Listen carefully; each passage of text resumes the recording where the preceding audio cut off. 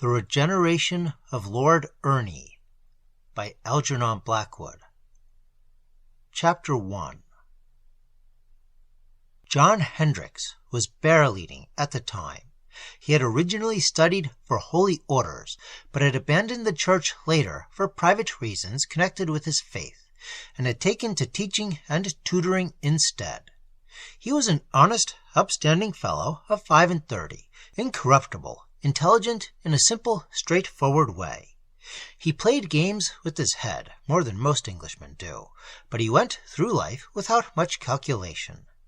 He had qualities that made boys like and respect him. He won their confidence. Poor, proud, ambitious, he realized that fate offered him a chance when the Secretary of State for Scotland asked him if he would give up his other pupils for a year and take his son, Lord Ernie, round the world upon an educational trip that might make a man of him. For Lord Ernie was the only son, and the Marquess's influence was naturally great. To have deposited a regenerated Lord Ernie at the castle gates might have guaranteed Hendricks' future. After leaving Eton prematurely, the lad had come under Hendricks' charge for a time, and with such excellent results. "I'd simply swear by that chap, you know," the boy used to say, that his father, considerably impressed, and rather as a last resort, had made this proposition, and Hendricks, without much calculation, had accepted it. He liked Bindy for himself. It was in his heart to make a man of him, if possible.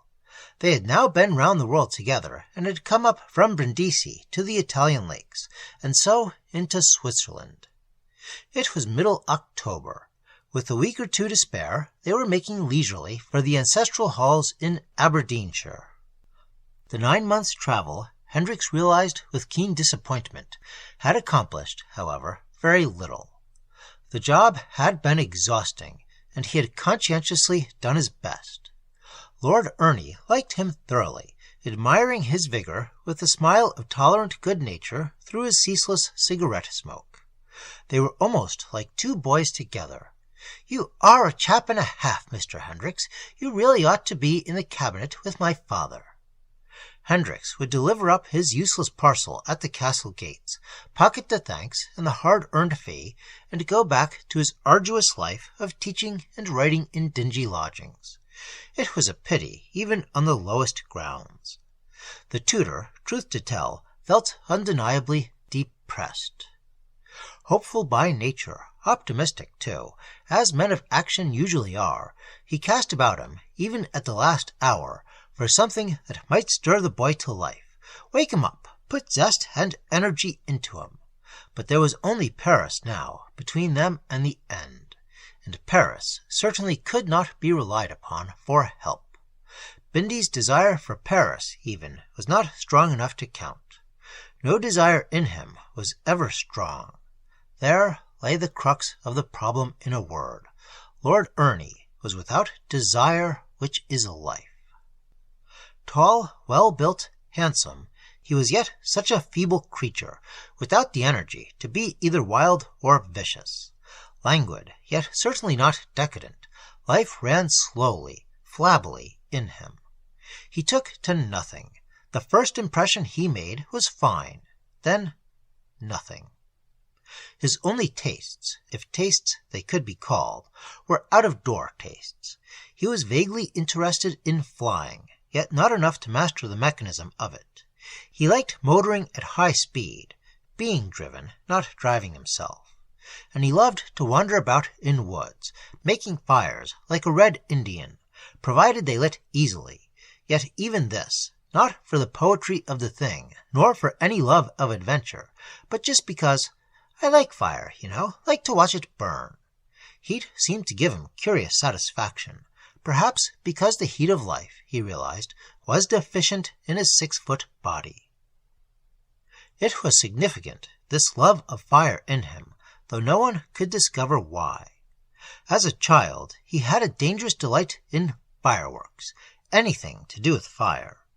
He would watch a candle flame as though he were a fire worshipper, but he had never been known to make a single remark of interest about it. In a wood, as mentioned, the first thing he did was to gather sticks, though the resulting fire was never part of any purpose. He had no purpose. There was no wind or fire of life in the lad at all. The fine body was inert. Hendricks did wrong, of course, in going where he did, to this little desolate village in the Jura Mountains, though it was the first time all these trying months he had allowed himself a personal desire.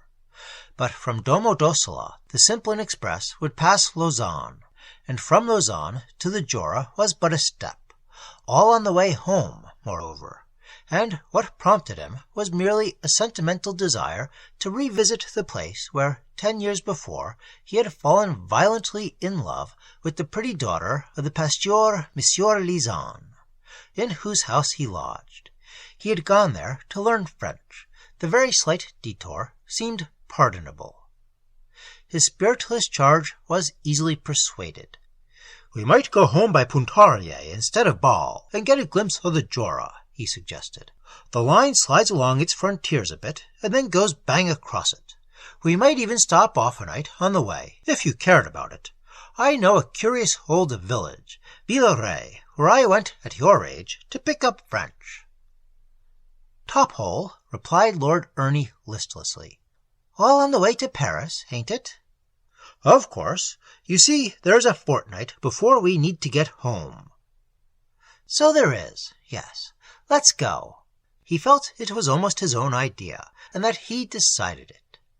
"If you'd really like it." "Oh, yes. Why not? I'm sick of cities." He flicked some dust off his coat sleeve with an immaculate silk handkerchief, then lit a cigarette.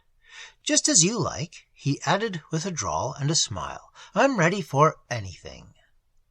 There was no keenness, no personal desire, no choice in reality at all. Flabby good nature, merely. A suggestion was invariably enough, as though the boy had no will of his own.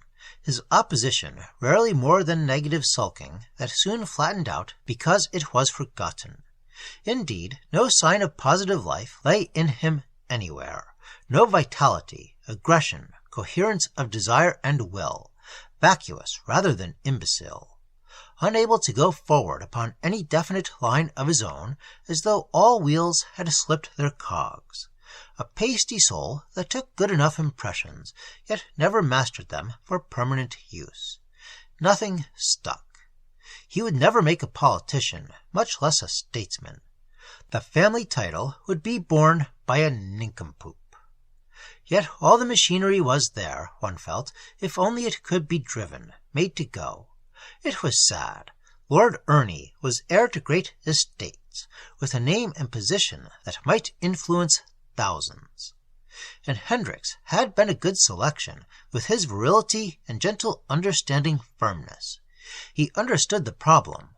"You'll do what no one else could," the anxious father told him, "for he worships you, and you can sting without hurting him. You'll put life and interest into him, if anybody in the world can. I have great hopes of this tour.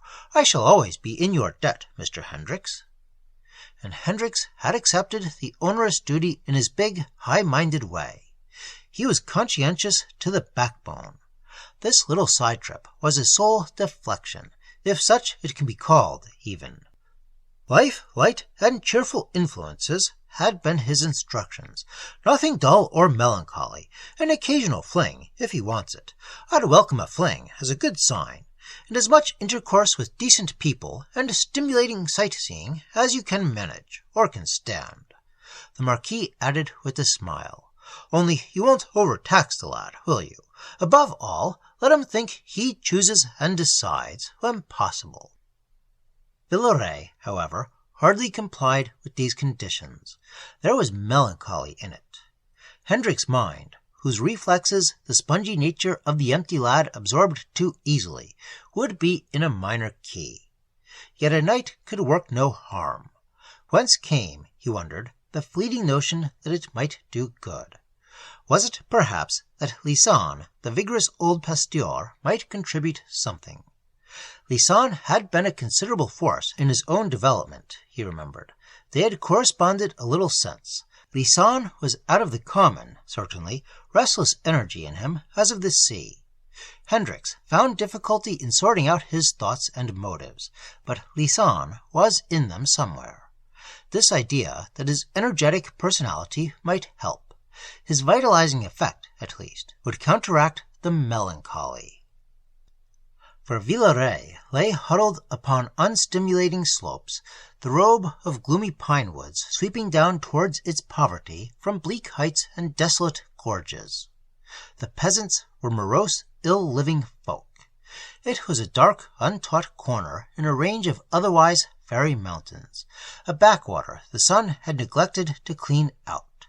Superstitions, Hendricks remembered, of incredible kind, still lingered there. A touch of the sinister hovered about the composite mind of its inhabitants. The Pasteurs fought strenuously this blackness in their lives and thoughts, in the village itself with more or less success, though even there the drinking and habits of living were utterly unsweetened. But on the heights, among the somewhat arid pastures, the mountain men remained untamed, turbulent, even menacing. Hendricks knew this of old, though he had never understood it too well. He remembered how the English boys at La Cure were forbidden to climb in certain directions, because the life in these scattered chalets was somehow loose and violent.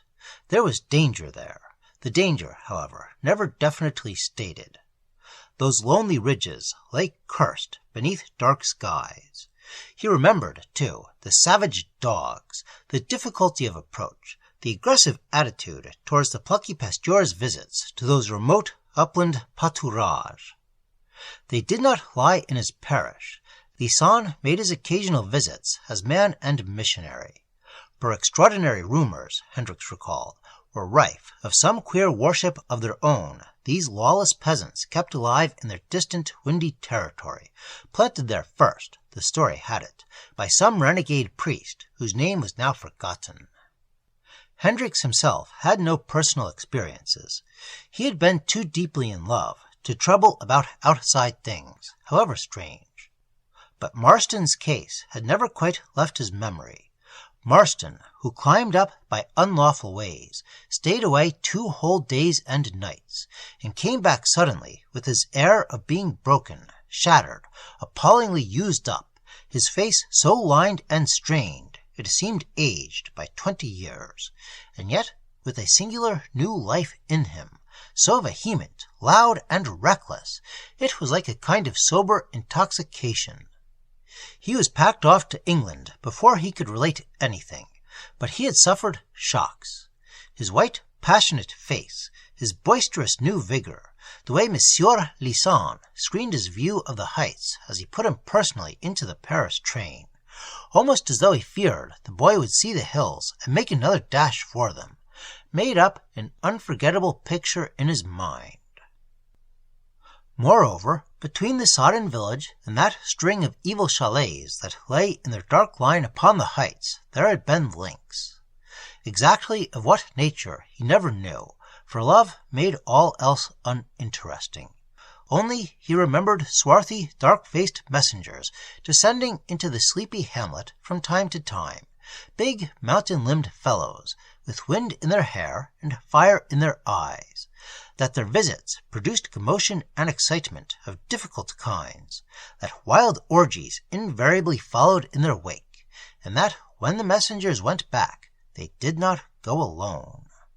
There was life up there, whereas the village was moribund, and none who went ever cared to return. Coudrefan, the young giant vigneron, taken in this way, from the very side of his sweetheart, too, came back 2 years later as a messenger himself. He did not even ask for the girl, who had meanwhile married another. "There's life up there with us," he told the drunken loafers in the Guillaume Tell. "Wind and fire to make you spin to the devil, or to heaven." He was enthusiasm personified. In the village he had been merely drinking himself stupidly to death. Vaguely, too, Hendricks remembered visits of police from the neighboring town, some of them on horseback, all armed, and that once even soldiers accompanied them. And on another occasion, a bishop, or whatever the church dignitary was called, had arrived suddenly and promised radical assistance of a spiritual kind that had never materialized. Oh, and many other details that now trooped back with suggestions time had certainly not made smaller, for the love had passed along its way and gone, and he was free now to the invasion of other memories, dwarfed at the time by that dominating sweet passion. Yet all the tutor wanted now, this chance week in late October, was to see again the corner of the mossy forest where he had known that marvelous thing, first love. Renew his link with Lisan, who had taught him much, and see if, perchance, this man's stalwart virile energy might possibly overflow with benefit into his listless charge. The expenses he meant to pay out of his own pocket. Those wild pagans on the heights, even if they still existed, there was no need to mention. Lord Ernie knew little French, and certainly no word of patois. For one night, or even two, the risk was negligible. Was there, indeed, risk at all of any sort? Was not this vague uneasiness he felt merely conscience faintly pricking? He could not feel that he was doing wrong. At worst, the youth might feel depression for a few hours, speedily curable by taking the train. Something, nevertheless, did gnaw at him in subconscious fashion, producing a sense of apprehension, and he came to the conclusion that this memory of the mountain tribe was the cause of it, a revival of forgotten boyhood's awe. He glanced across at the figure of Bindy lounging upon the hotel lawn in an easy-chair, full in the sunshine, a newspaper at his feet. Reclining there, he looked so big and strong and handsome, yet in reality was but a painted lath without resistance, much less attack, in all his many inches. And suddenly the tutor recalled another thing, the link, however, undiscoverable, and it was this, that the boy's mother, a Canadian, had suffered once severely from a winter in Quebec, where the Marquis had first made her acquaintance. Frost had robbed her, if he remembered rightly, of a foot, with the result, at any rate, that she had a wholesome terror of the cold. She sought heat and sun instinctively. Fire. Also, that asthma had been her sore affliction, sheer inability to take a full, deep breath. This deficiency of heat and air, therefore, were in her mind, and he knew that Bindy's birth had been an anxious time, the anxiety justified, moreover, since she had yielded up her life for him. And so this singular thought flashed through him suddenly as he watched the reclining, languid boy, Kudriffan's descriptive phrase oddly singing in his head. Heat and fire, fire and wind, why, it's the very thing he lacks, and he's always after them. I wonder. Chapter 2. The lumbering yellow diligence brought them up from the lake shore, a long 2 hours, deposited them at the opening of the village street, and went its grinding, toiling way towards the frontier. They arrived in a blur of rain. It was evening. Lowering clouds drew night before her time upon the world, obscuring the distant summits of the Oberland. But lights twinkled here and there in the nearer landscape, mapping the gloom with signals. The village was very still. Above and below it, however, 2 big winds were at work, with curious results. For a lower wind from the east in gusty draughts drove the body of the lake into quick white horses, which shone like wings against the deep basalp, while a westerly current swept the heights immediately above the village. There was this odd division of 2 weathers presaging a change. A narrow line of clear bright sky showed up the Jura outline finely towards the north, stars peeping sharply through the pale, moist spaces. Hurrying vapors, driven by the upper westerly wind, concealed them thinly. They flashed and vanished. The entire ridge, 5,000 feet in the air, had an appearance of moving through the sky. Between these opposing winds, at different levels, the village itself lay motionless, while the world slid past, as it were, in two directions. "The earth seems turning round," remarked Lord Ernie. He had been reading a novel all day in train and steamer, and smoking endless cigarettes in the diligence, his companion and himself its only occupants. He seemed suddenly to have waked up. "What is it?" he asked with interest. Hendricks explained the queer effect of the two contrary winds. Columns of peat smoke rose in thin straight lines from the blur of houses, untouched by the careening currents above and below. The winds whirled round them. Lord Ernie listened attentively to the explanation. "I feel as if I were spinning with it, like a top," he observed, putting his hand to his head a moment. "And what are those lights up there?" He pointed to the distant ridge, where fires were blazing as though stars had fallen and set fire to the trees. Several were visible at regular intervals. The sharp summits of the limestone mountains cut hard into the clear spaces of northern sky thousands of feet above. "Oh, the peasants burning wood and stuff, I suppose," the tutor told him. The youth turned an instant, standing still to examine them with a shading hand. "People live up there?" he asked. There was surprise in his voice, and his body stiffened oddly as he spoke. "In mountain chalets, yes," replied the other, a trifle impatiently, noticing his attitude. "Come along now," he added. "Let's get to our rooms in the carpenter's house before the rain comes down. You can see the windows twinkling over there," and he pointed to a building near the church. "The storm will catch us." They moved quickly down the deserted street together in the deepening gloom, passing little gardens, doors of open barns, straggling manure heaps, and courtyards of cobbled stones where the occasional figure of a man was seen. But Lord Ernie lingered behind, half loitering. Once or twice, to the other's increasing annoyance, he paused, standing still to watch the heights through openings between the tumble-down old houses. Half a dozen big drops of rain splashed heavily on the road. "Hurry up!" cried Hendricks, looking back, "or we shall be caught. It's the mountain wind, the coup de joran. You can hear it coming."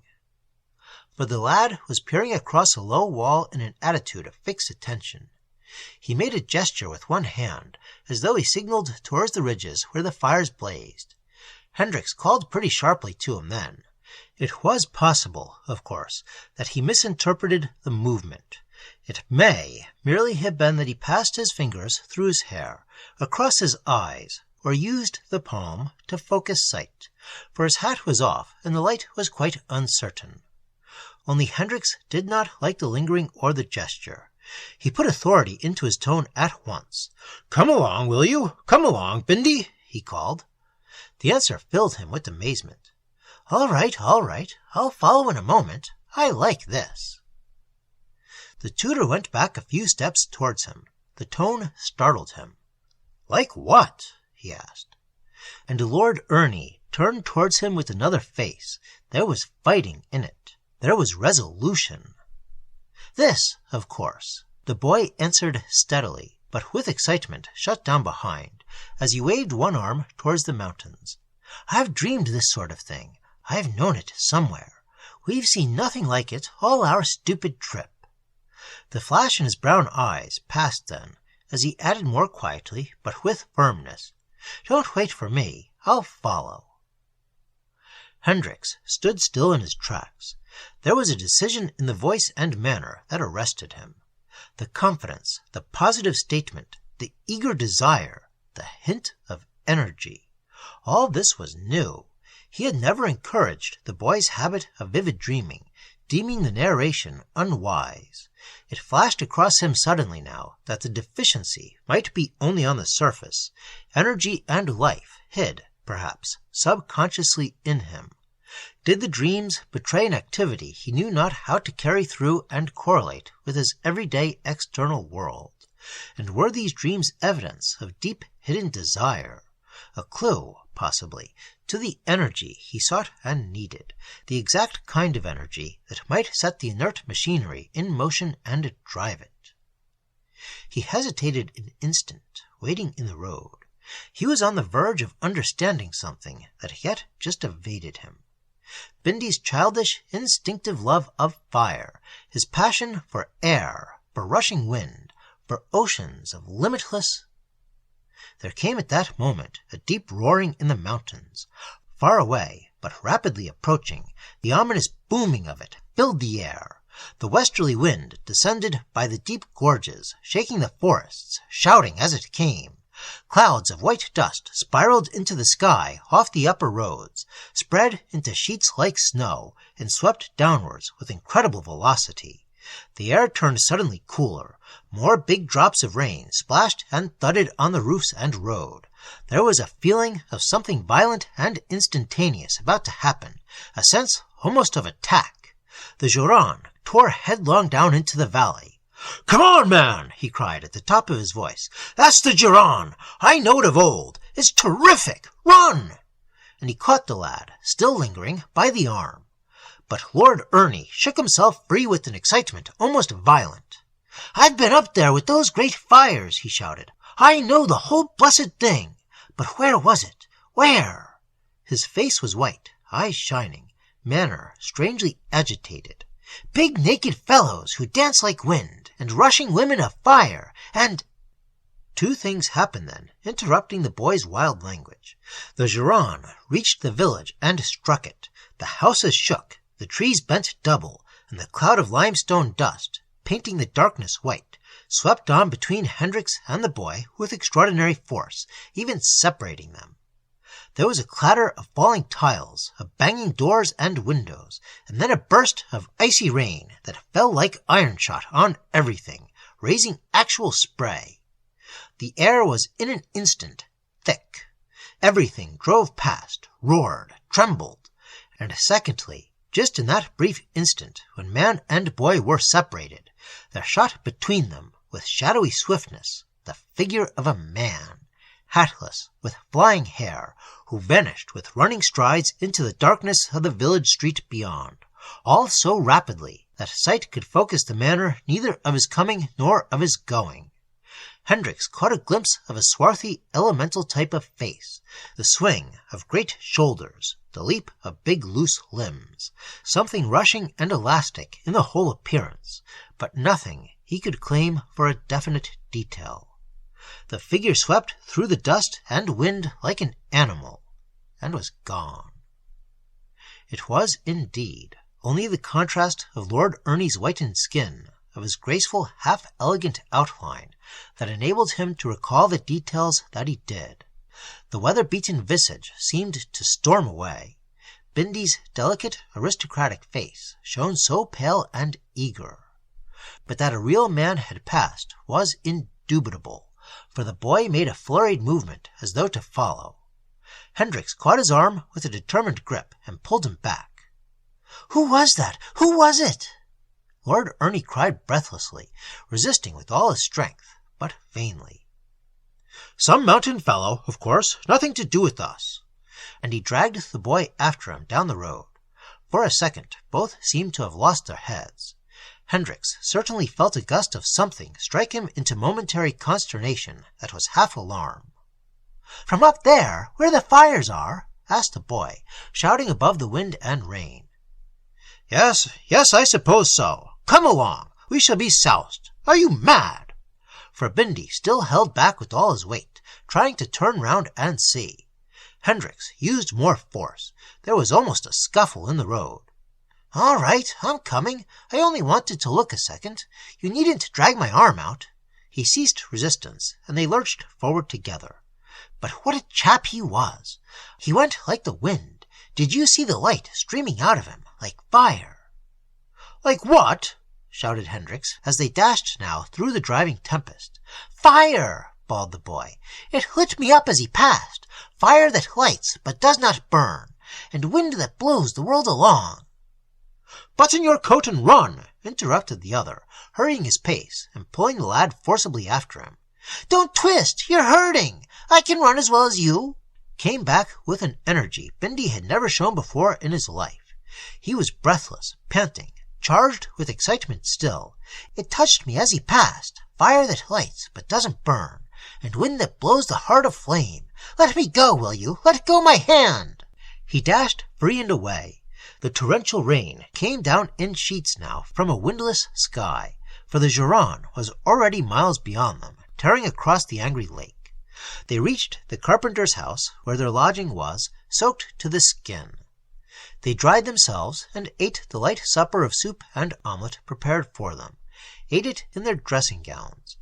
Lord Ernie went to bed with a hot water bottle of rough stone. He declared with decision that he felt no chill.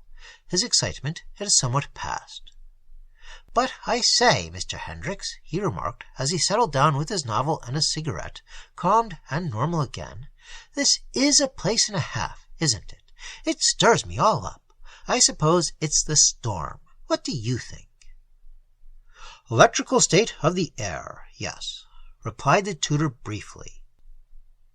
Soon afterwards he closed the shutters on the weather side, said good night, and went into his own room to unpack. The singular phrase Bindy had used kept singing through his head. Fire that lights but doesn't burn, and wind that blows the heart to flame. The first time he had said blows the world along. Where on earth had the boy got hold of such queer words? He still saw the figure of that wild mountain fellow who had passed between them with the dust and wind and rain. There was confusion in the picture, or rather in his memory of it, perhaps. But it seemed to him, looking back now, that the man in passing had paused a second, the briefest second merely, and had spoken, or at any rate had stared closely a moment into Bindy's face, and that some communication had been between them in that moment of elemental violence. Chapter 3. Pasteur Lisanne, Hendricks remembered very well. Even now in his old age he was a vigorous personality, but in his youth he had been almost revolutionary. Wild enough, too, it was rumored, until he had turned to God of his own accord as offering a larger field for his strenuous vitality. The little man was possessed of tireless life, a born leader of forlorn hopes, attaque his métier, and heavy odds the conditions that he loved. Before settling down in his isolated spot, Pasteur de l'Église Indépendante in a Protestant canton, he had been a missionary in remote pagan lands. His horizon was a big one. He had seen strange things. An uncouth being, with a large head upon a thin and wiry body, supported by steely, bowed legs. He had that courage which makes itself known in advance of any proof. Hendricks slipped over to La Cure about 9 o'clock, and found him in his study. Lord Ernie was asleep. At least, his light was out. No sound or movement audible from his room. The Gironde had swept the heavens of clouds. Stars shone brilliantly.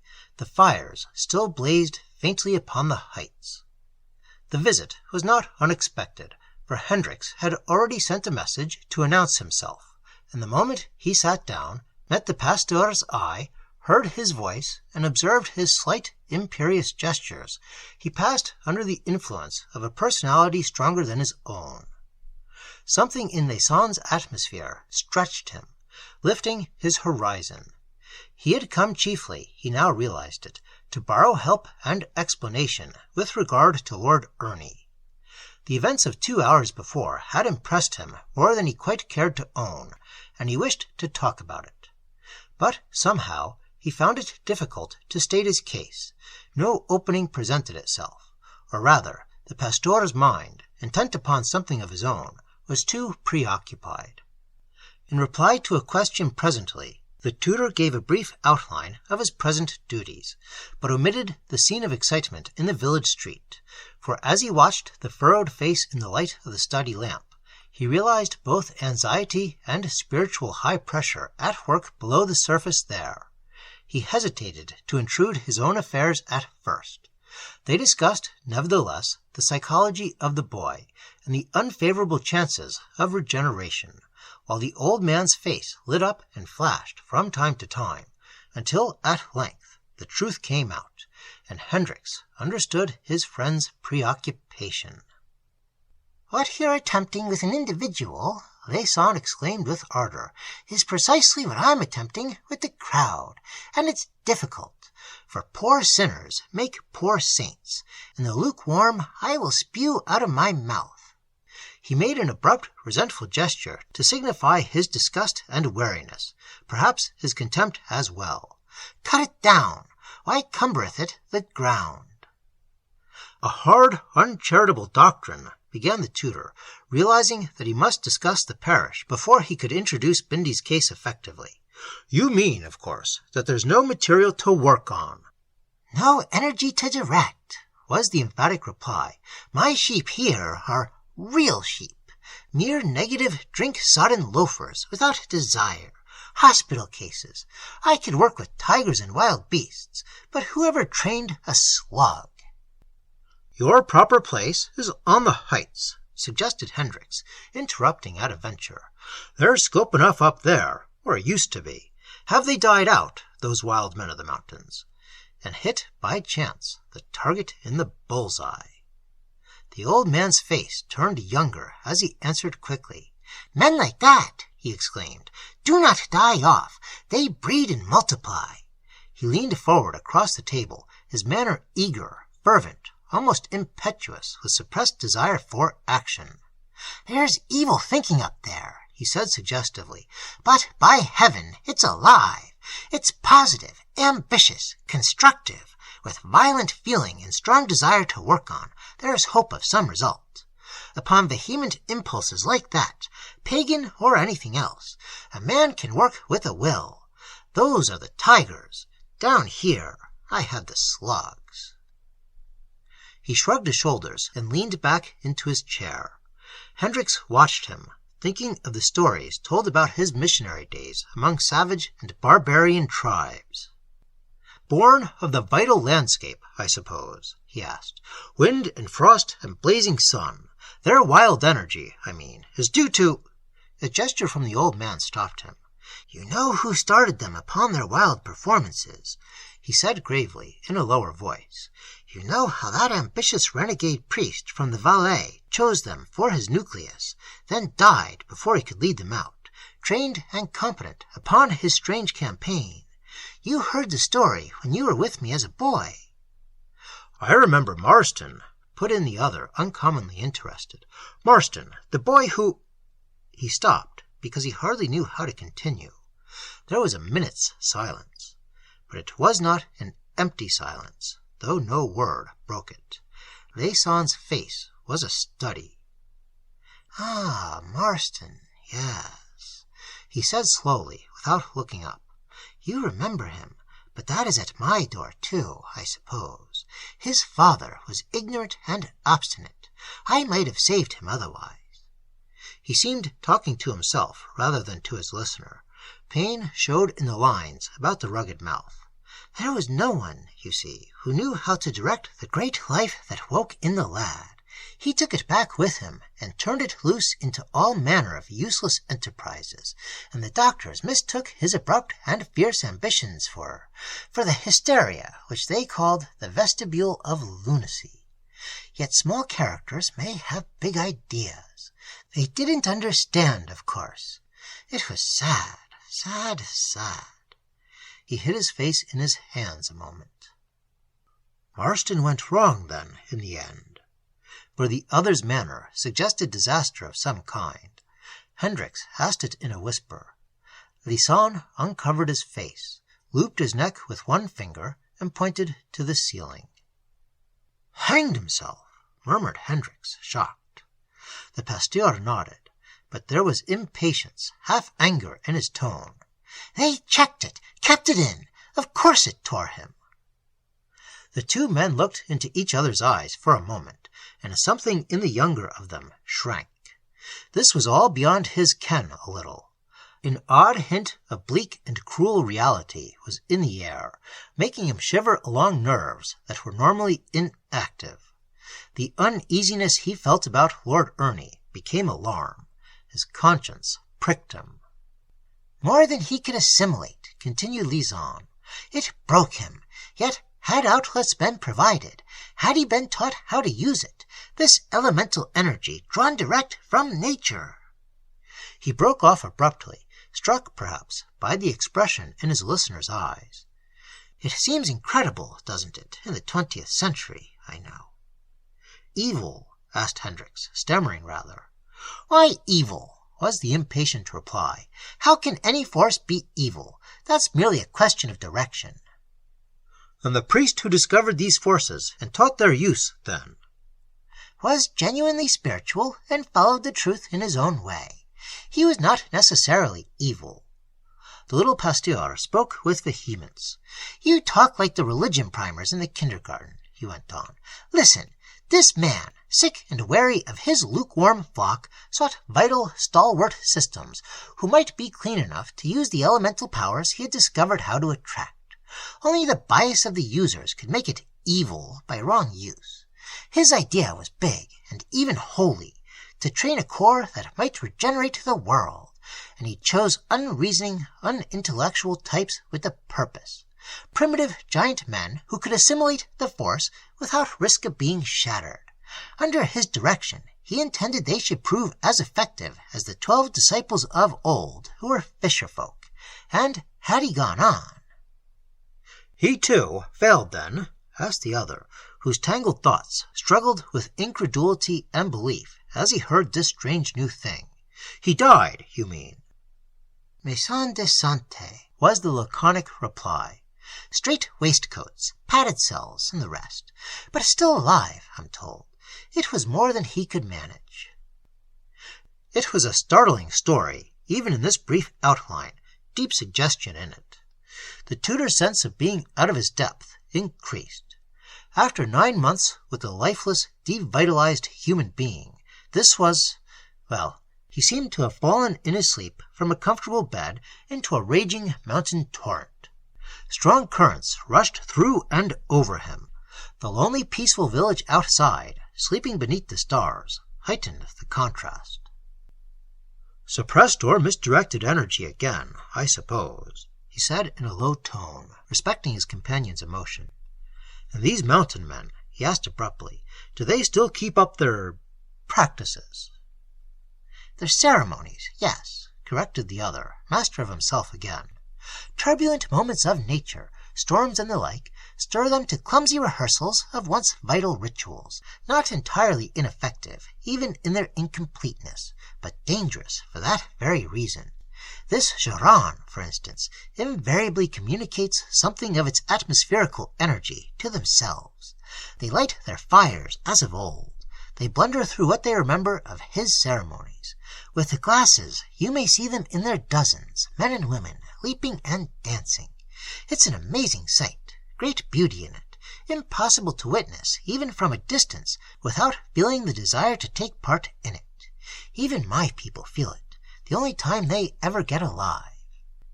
He jerked his big head contemptuously towards the street, or feel desire to act.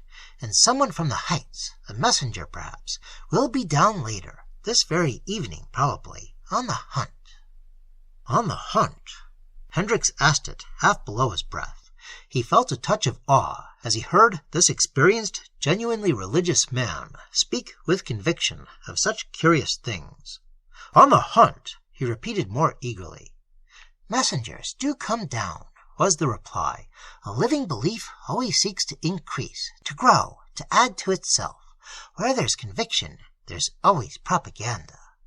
Ah, converts! VIII shrugged his big black shoulders. Desire to add to their number, desire to save, he said.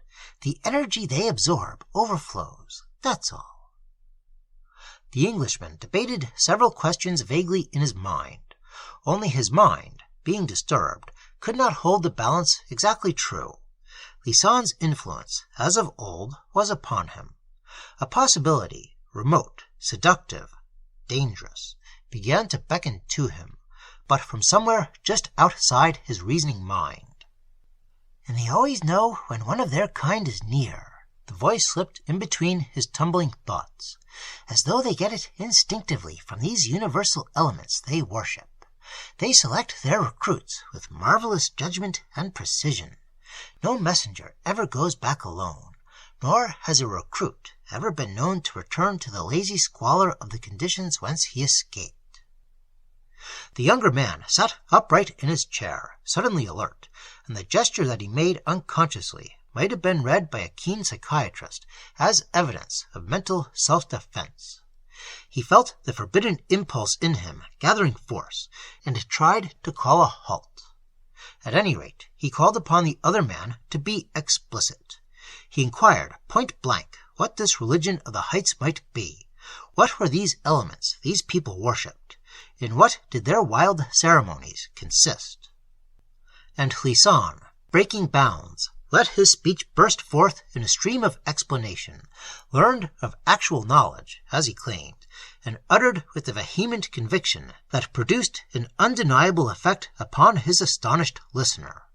Told by no dreamer, but by a righteous man who lived, not merely preached, his certain faith, Hendricks, before the half was heard, forgot what age and land he dwelt in.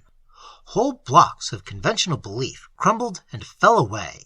Brick walls, erected by routine to mark narrow paths of proper conduct, safe, moral, advisable conduct, thawed and vanished. Through the ruins, scrambling at him from huge horizons never recognized before, came all manner of marvelous possibilities. The little confinement of modern thought appalled him suddenly. Clisson spoke slowly, said little, was not even speculative. It was no mere magic of words that made the dim-lit study swim these deep waters beyond the ripple of pert creeds, but rather the overwhelming sense of sure conviction driving behind the statements. The little man had witnessed curious things, yes, in his missionary days, and that he had found truth in them in place of ignorant nonsense was remarkable enough. That silly superstitions prevalent among older nations could be signs really of their former greatness, linked mightily close to natural forces, was a startling notion. But it paved the way in Hendricks' receptive mind just then for the belief that certain so-called elements might be worshipped, known intimately, that is, to the uplifting advantage of the worshippers. And what elements more suitable for adoring imitation than wind and fire? For in a human body the first signs of what men term life are heat, which is combustion, and breath, which is a measure of wind. Life means fire, drawn first from the sun, and breathing, borrowed from the omnipresent air. There might credibly be ways of assaulting these elements and taking heaven by storm, of seizing from their inexhaustible stores an abnormal measure, of straining this huge raw supply into effective energy for human use, vitality. Living with fire and wind in their most active moments, closely imitating their movements, following in their footsteps, understanding their laws of being, going identically with them. There lay a hint of the method. It was once, when men were primitively close to nature, instinctual knowledge. The ceremony was the teaching. The powers of fire, the principalities of air, existed, and humanity could know their qualities by the ritual of imitation, could actually absorb the fierce enthusiasm of flame and the tireless energy of wind. Such transference was conceivable. Clisson, at any rate, somehow made it so. His description of what he had personally witnessed, both in wilder lands and here in this little mountain range of Middle Europe, had a reality in it that was upsetting to the last degree. "There is nothing more difficult to believe," he said, "yet more certainly true than the effect of these singular elemental rites." He laughed a short dry laugh. "The medieval superstition that a witch could raise a storm is but a remnant of a once completely efficacious system," he concluded, "though how that strange being, the valet priest, rediscovered the process and introduced it here, I have never been able to ascertain. That he did so, results have proved. At any rate, it lets in life, moreover, in astonishing abundance, though whether for destruction or regeneration depends, obviously, upon the use the recipient puts it to. That's where direction comes in." The beckoning impulse in the tutor's bewildered thoughts drew closer. The moment for communicating it had come at last. Without more ado, he took the opening. He told his companion the incident in the village street, the boy's abrupt excitement, his new-found energy, the curious words he used, the independence and vitality of his attitude. He told also of his parentage, of his mother's disabilities, his craving for rushing air in abundance, his love of fire for its own sake, of his magnificent physical machinery, yet of his uselessness. And Lisan, as he listened, seemed built on wires. Searching questions shot forth like blows into the other's mind. The pasteur's sudden increase of enthusiasm was infectious. He leaped intuitively to the thing in Hendrik's thought. He understood the beckoning. The tutor answered the questions as best he could, aware of the end in view with trepidation and a kind of mental breathlessness. Yet, unquestionably, Bindy had exchanged communication of some sort with the man, though his excitement had been evident even sooner. "And you saw this man yourself?" Lisan pressed him. "Indubitably, a tall and hurrying figure in the dusk." "He brought energy with him. The boy felt it and responded." Hendricks nodded. "Became quite unmanageable for some minutes," he replied. "He assimilated it, though. There was no distress exactly?" Lisan asked sharply. "None that I could see. Pleasurable excitement, something aggressive, a rather wild enthusiasm. His will began to act. He used that curious phrase about wind and fire. He turned alive. He wanted to follow the man." "And the face, how would you describe it? Did it bring terror, or confidence?" "Dark and splendid," answered the other as truthfully as he could. "In a certain sense, rushing, tempestuous, yet stern, rather." "A face like the heights," suggested Lisan impatiently. "A windy, fiery aspect in it, eh?" "The man swept past like the spirit of a storm in imaginative poetry," began the tutor, hunting through his thoughts for adequate description, then stopped as he saw that his companion had risen from his chair and begun to pace the floor. The pastor paused a moment beside him, hands thrust deep into his pockets, head bent down and shoulders forward. For 20 seconds he stared into his visitor's face intently, as though he would force into him the thought in his own mind. His features seemed working visibly, yet behind a mask of strong control. "Don't you see what it is? Don't you see?" he said in a lower, deeper tone. "They knew. Even from a distance they were aware of his coming. He is one of themselves." And he straightened up again. "He belongs to them." "One of them? One of the wind and fire lot?" the tutor stammered. The restless little man returned to his chair opposite, full of suppressed and vigorous movement, as though he were strung on springs. "He's of them," he continued, "but in a peculiar and particular sense.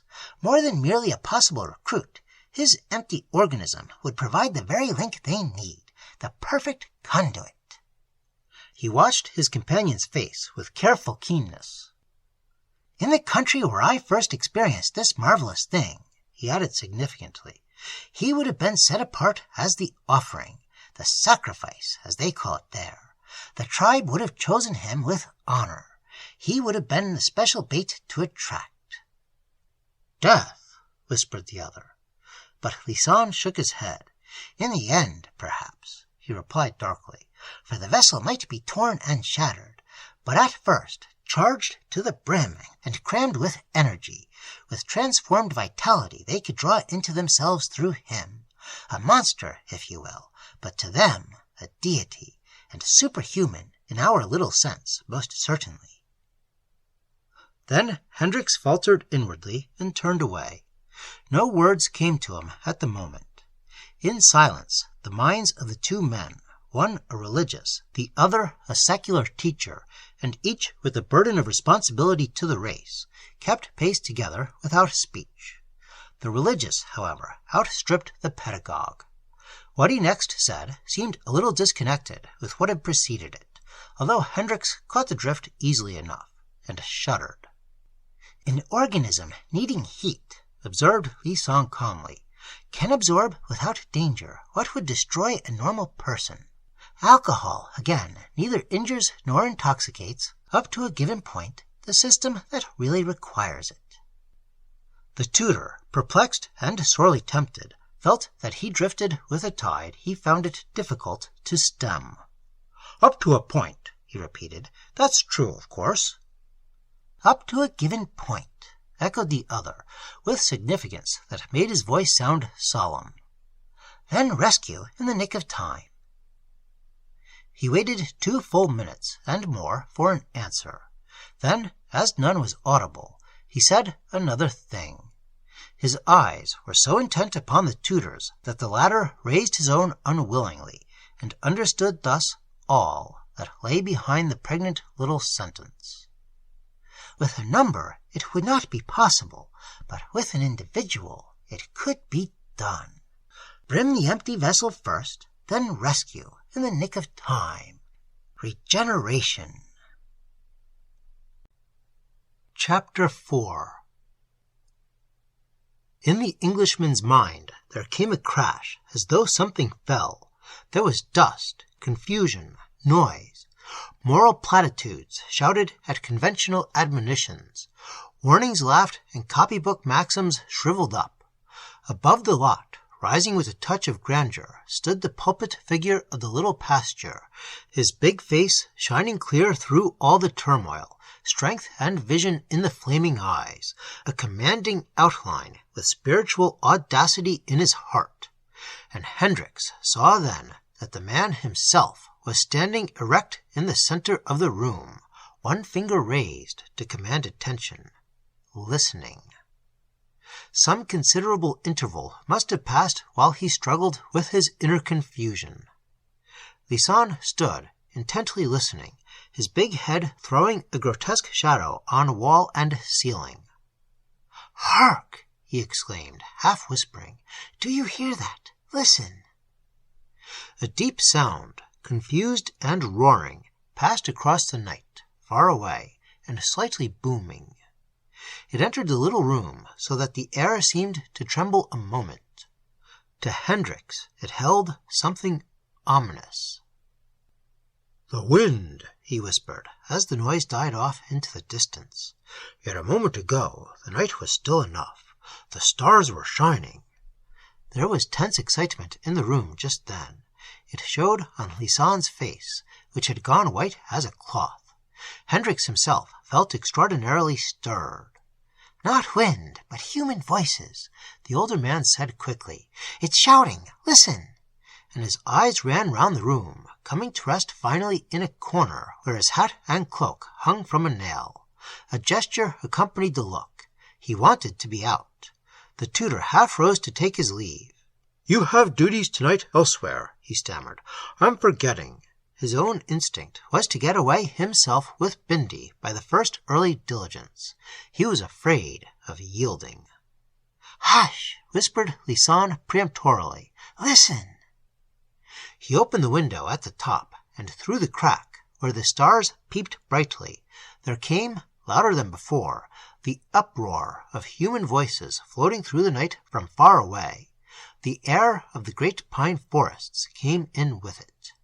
Hendricks listened intently a moment. He positively jumped to feel a hand upon his arm. Lisong's big head was thrust close up into his face. "That's the commotion in the village," he whispered. "A messenger has come and gone. Someone has gone back with him. Tonight I shall be needed down here, but tomorrow night, when the great ritual takes place, up there." Hendricks tried to push him away so as to not hear the words, but the little man seemed immovable as a rock. The impulse remained, probably in the mind, without making the muscles work. But the tutor, sorely tempted, longed to dare, yet faltered in his will. "If you felt like taking the risk," the words continued seductively, "we might place the empty vessel near enough to let it fill, then rescue it, charged with energy, in the nick of time." and the pasteur's eyes were aglow with enthusiasm, his voice even trembling at the thought of high adventure to save another's soul. "Watch merely," Hendricks heard his own voice whisper, hardly aware that he was saying it, "without taking part." He said it thickly, stupidly, a man wavering and unsure of himself. "It would be an experience," he stammered. "I've never—" "Merely watch, yes. Look on. Let him see," interrupted the other with eagerness. "We must be very careful. It's worth trying. A last resort." They still stood close together. Hendricks felt the little man's breath on his face as he peered up at him. "I admit the chance," he began weakly. "There is no chance," was the vigorous reply. "There is only Providence. You have been guided." "But as to risk and failure, what of them? What's involved?" he asked, recklessness increasing in him. "New wine in old bottles," was the answer. "But here, you tell me, the vessel is not damaged, but merely empty. The machinery is all right. If he merely watches, as from a little distance—" Yes, the machinery is there, I agree. The boy has breeding, health, and all the physical qualities, good blood and nerves and muscles. It's only that life refuses to stay and drive them." His heart beat with violence even as he said it.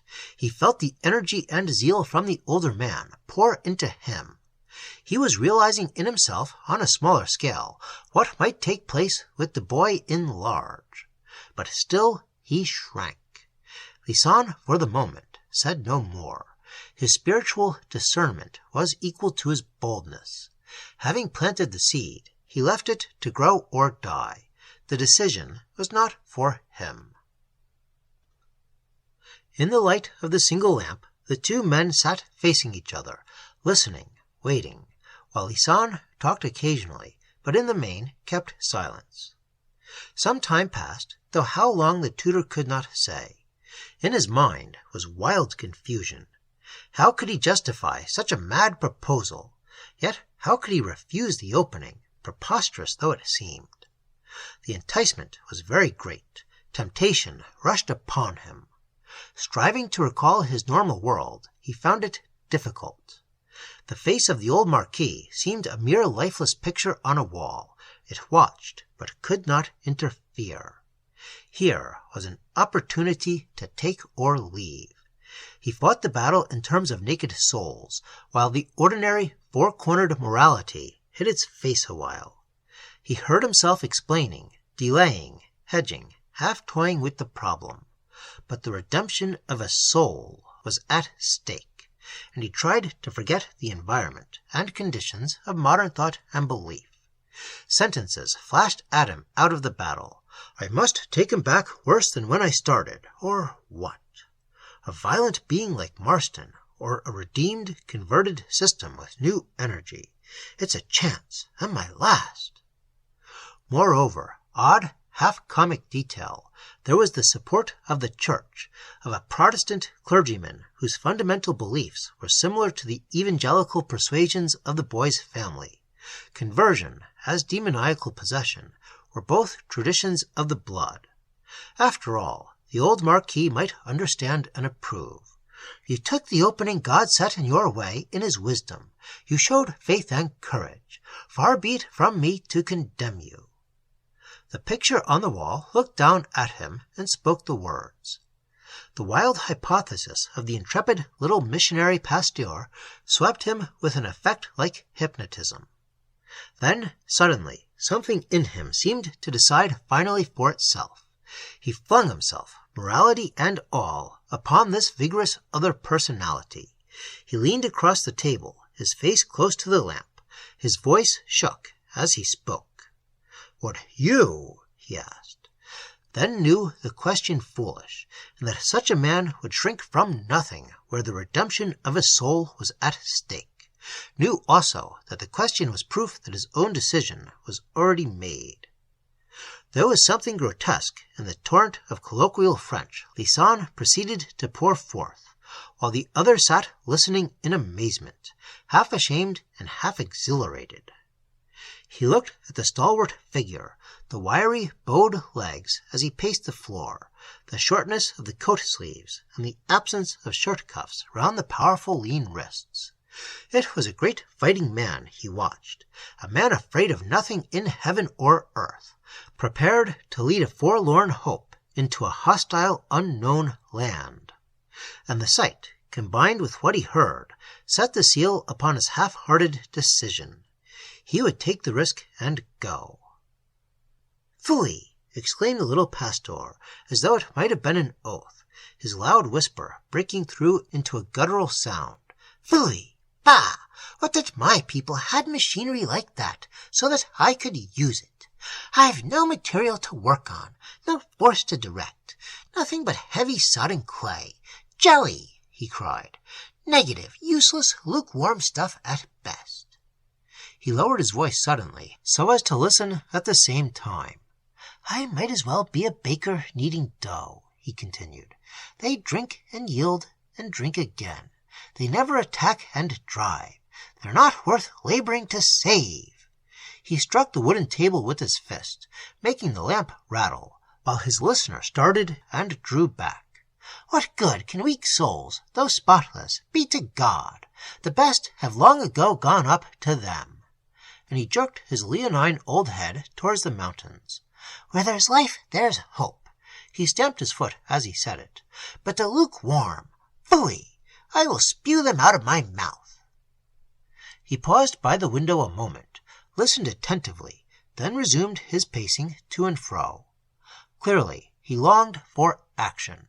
Indifference, half-heartedness had no place in his composition, and Hendricks felt his own slower blood take fire as he listened. "Ah!" cried Lisanne louder. "What a battle I could fight up there for God! Could I but live among them, stem the flow of their dark, strong vitality, then twist it round and up, up, up!" And he jerked his finger skywards. "It's the great sinners we want, not the meek-faced saints. There's energy enough among those devils to bring a whole canton to the great footstool, could I but direct it." He paused a moment, standing over his astonished visitor. "Bring the boy up with you, and let him drink his fill. And pray, pray, I say, that he become a violent sinner first, in order that later there shall be something worth offering to God over one sinner that repenteth." A rapid, nervous knocking interrupted the flow of words, and the figure of a woman stood upon the threshold. With the opening of the door came also again the roaring from the night outside. Hendricks saw the tall, somewhat disheveled outline of the wife. He remembered her vaguely, though she could hardly see him now in his dark corner, and recalled the fact that she had been sent out to Lisanne in his missionary days, a worthy, illiterate, but adoring woman. She wore a shawl, her hair was untidy, her eyes fixed and staring. Her husband's sturdy little figure, as he rose, stood level with her chin. "You hear it, Jules," she whispered thickly. "The Giron has brought them down. You'll be needed in the village." She said it anxiously, though Hendricks understood the patois with difficulty. They talked excitedly together a moment in the doorway, their outlines blocked against the corridor where a single oil lamp flickered. She warned, urging something. He expostulated. Fragments reached Hendricks in his corner. Clearly, the woman worshipped her husband like a king, yet feared for his safety. He, for his part, comforted her, scolded a little, argued, told her to believe in God and go back to bed. "They'll take you too, and you'll never return. It's not your parish anyhow." A touch of anguish in her tone. But Lisanne was impatient to be off. He led her down the passage. "My parish is wherever I can help. I belong to God. Nothing can harm me but to leave undone the work he gives me." The steps went farther away as he guided her to the stairs. Outside, the roar of voices rose and fell. Wind brought the drifting sound. Wind carried it away. It was like the thunder of the sea. And the Englishman, using the little scene as a flashlight upon his own attitude, saw it for an instant, as God might have seen it. Lison's point of view was high, scanning a very wide horizon. His eye being single, the whole body was full of light. The risk, it suddenly seemed, was nothing. To shirk it, indeed, the merest cowardice. He went up and seized the pastor's hand. "Tomorrow," he said, a trifle shakily perhaps, yet looking straight into his eyes, "if we stay over, I'll bring the lad with me, provided he comes willingly." "You will stay over," interrupted the other with decision. "Come to supper at 7. Come in mountain boots. Use persuasion, but not force. He shall see it from a distance, without taking part." "From a distance, yes," the tutor repeated, "but without taking part." "I know the signs," the pastor broke in significantly. "We can rescue him in the nick of time, charged with energy and life, yet before the danger gets—" A sudden clangor of bells drowned the whispering voice, cutting the sentence in the middle. It was like an alarm of fire. Lison sprang sharply round. "The signal!" he cried. "The signal from the church! Someone's been taken. I must go at once. I shall be needed." He had his hat and cloak on in a moment, was through the passage and into the street, Hendricks following at his heels. The whole place seemed alive, yet the roadway was deserted, and no lights showed at the windows of the houses. Only from the farther end of the village, where stood the cabaret, came a roar of voices, shouting, crying, singing. The impression was that the population was centered there. Far in the starry sky, a line of fires blazed upon the heights, throwing a lurid reflection above the deep black valley. Excitement filled the night. "But how extraordinary!" exclaimed Hendricks, hurrying to overtake his alert companion. "What life there is about! Everything's on the rush." They went faster, almost running. "I feel the waves of it beating even here." He followed breathlessly. "A messenger has come and gone," replied Lison in a sharp, decided voice. "What you feel here is but the overflow. This is the aftermath. I must work down here with my people." "I'll work with you," began the other, but Lison stopped him. "Keep yourself for tomorrow night, up there," he said with grave authority, pointing to the fiery line upon the heights, and at the same time quickening his pace along the street. "At the moment," he cried, looking back, "your place is yonder." He jerked his head towards the carpenter's house among the vineyards. The next minute he was gone. Chapter 5. And Hendricks, accredited tutor to a sprig of nobility in the 20th century, asked himself suddenly how such things could possibly be. The adventure took on abruptly a touch of nightmare. Only the light in the sky above the cabaret windows and the roar of voices where men drank and sang brought home the reality of it all. With a shudder of apprehension he glanced at the lurid glare upon the mountains. He was committed now, not because he had merely promised, but because he had definitely made up his mind. Lighting a match, he saw by his watch that the visit had lasted over 2 hours. It was after 11. He hurried, letting himself in with the big house key, and going on tiptoe up the granite stairs. In his mind rose a picture of the boy as he had known him all these weary, sight-seeing months. The mild brown eyes, the facile indolence, the pliant, watery emotions of the listless creature. But behind him now, like storm clouds, the hopes, desires, fears the pasteur's talk had conjured up. The yearning to save stirred strongly in his heart, and more of the little man's reckless spiritual audacity came with it. His own affection for the lad was genuine, but impatience and adventure pushed eagerly through the tenderness. If only, oh, if only he could put life into that great 6-foot big-boned frame. Some energy, as of fire and wind, into that inert machinery of mind and body. The idea was utterly incredible, but surely no harm could come of trying the experiment. There were the huge and elemental forces, of course, in nature, and if... A sound in the bedroom, as he crept softly past the door, caught his attention, and he paused a moment to listen. Lord Ernie was not asleep, then, after all. He wondered why the sound got somehow at his heart. There was shuffling behind the door. There was a voice, too. Or was it voices? He knocked.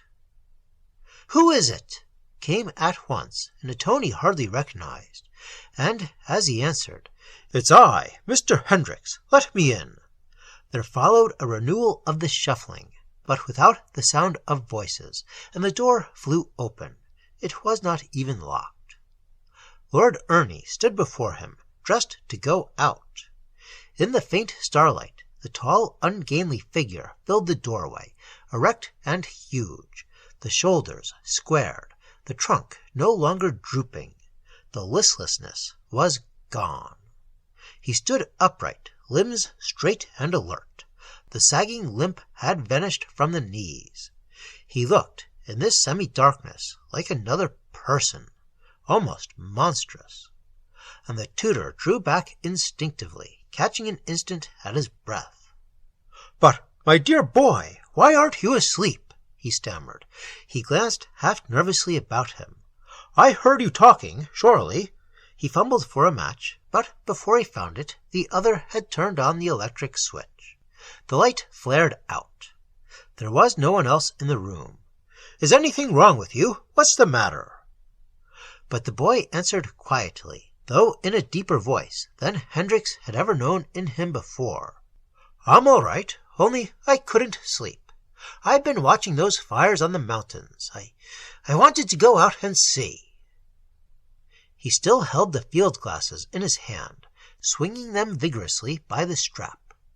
The room was littered with clothes, just unpacked, the heavy shooting boots in the middle of the floor, and Hendricks, noticing these signs, felt a wave of excitement sweep through him, caught somehow from the presence of the boy.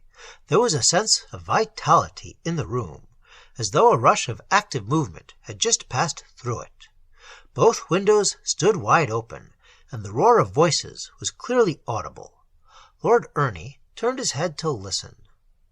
"That's only the village people drinking and shouting," said Hendricks, closely watching each movement that he made.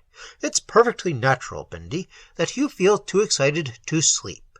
We're in the mountains. The air stimulates tremendously. It makes the heart beat faster." He decided not to press the lad with questions. "But I never felt like this in the Rockies or the Himalayas," came the swift rejoinder, as he moved to the window and looked out. "There was nothing in India or Japan like that." He swept his hand towards the wooded heights that towered above the village so close. He talked volubly. "All those things we saw out there were sham, done on purpose for tourists. Up there, it's real.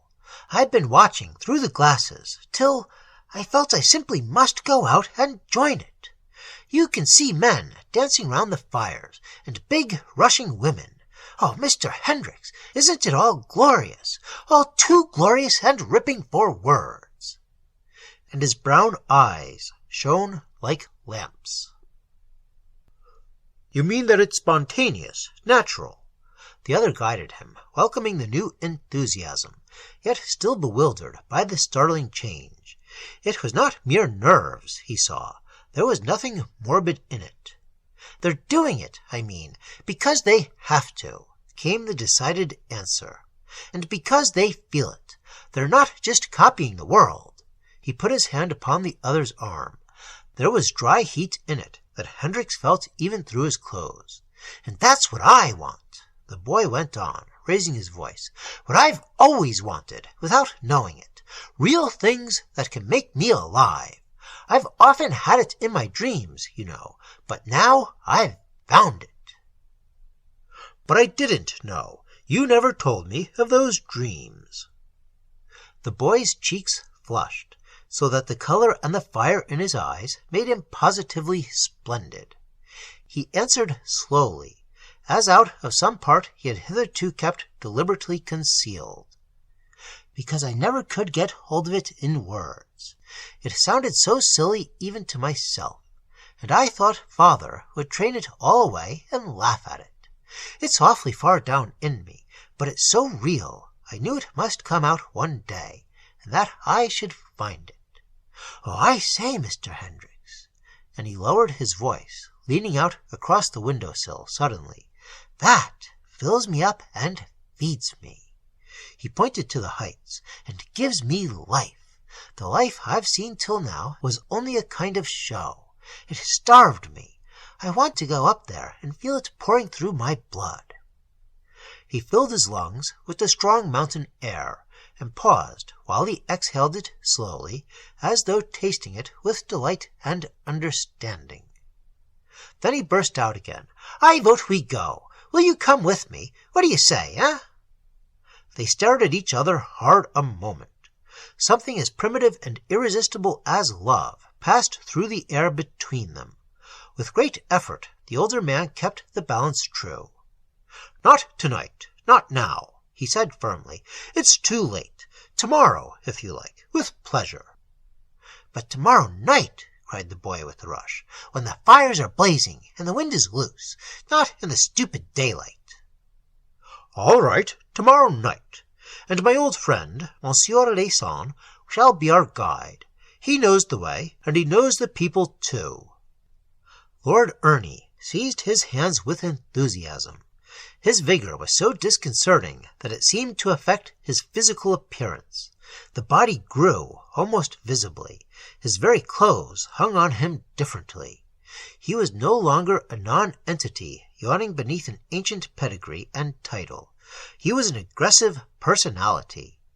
The boy in him rushed into manhood, as it were, while still retaining boyish speech and gesture. It was uncanny. We'll go more than once, I vote. Go again and again. This is a place and a half. It's my place, with a vengeance. Not exactly the kind of place your father would wish you to linger in, his tutor interrupted. But we might stay a day or two, especially as you like it so. It's far better than the towns and the rotten embassies, better than 50 Shimlas and Bombays and filthy Cairos, cried the other eagerly.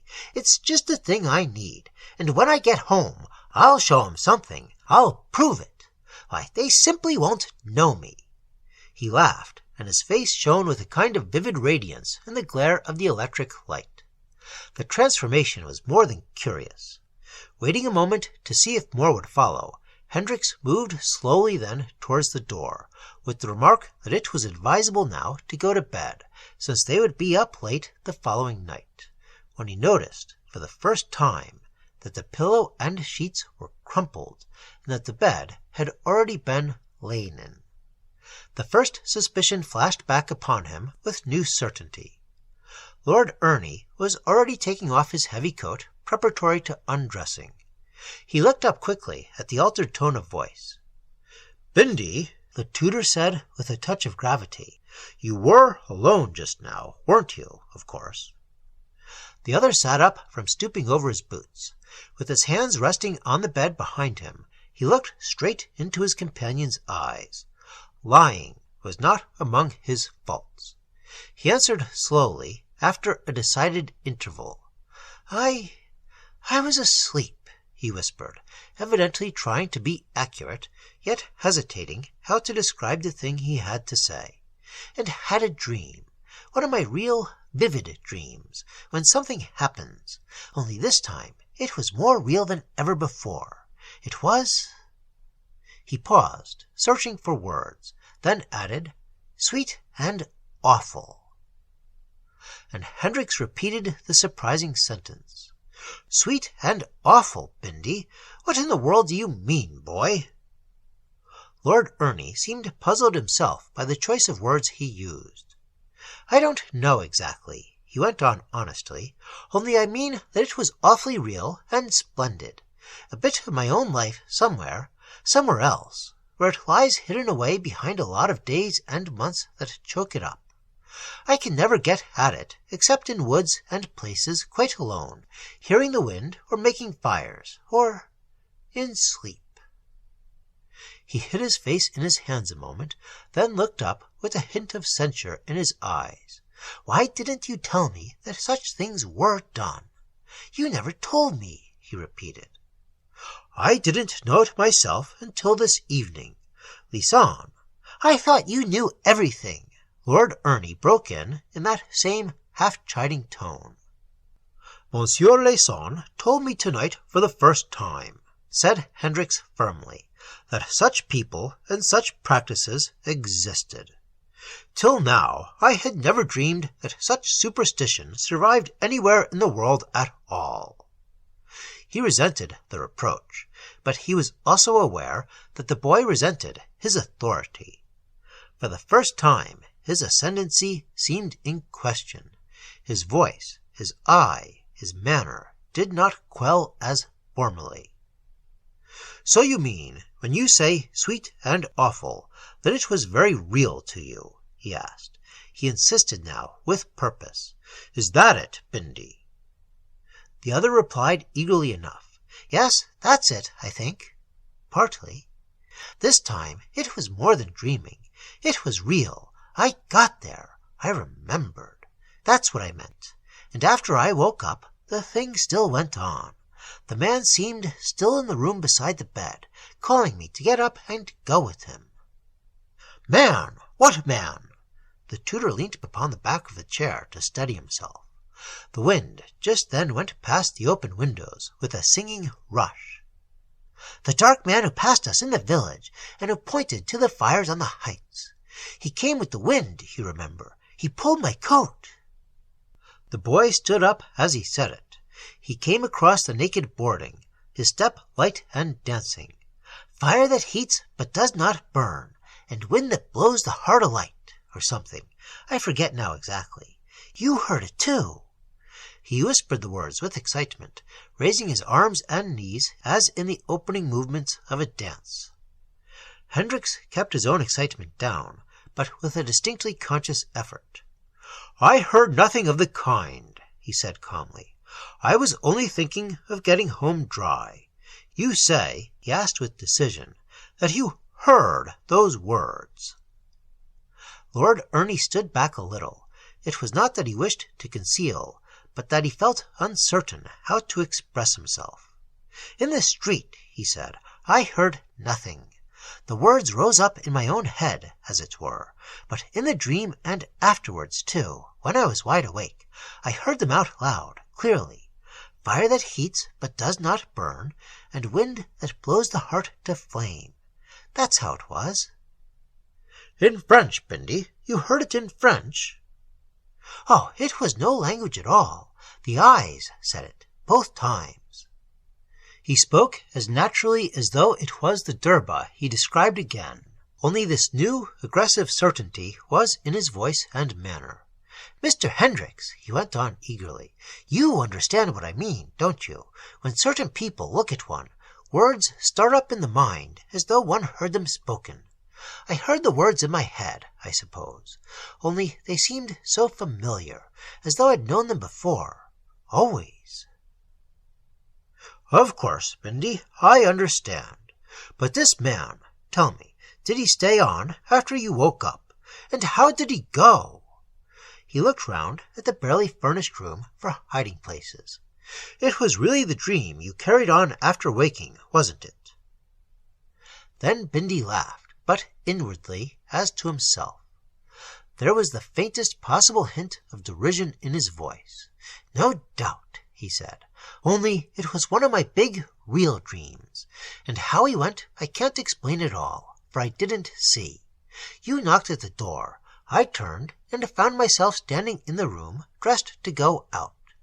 There was a rush of wind outside the window, and when I looked he was no longer there. The same minute you came in. It was all as quick as that.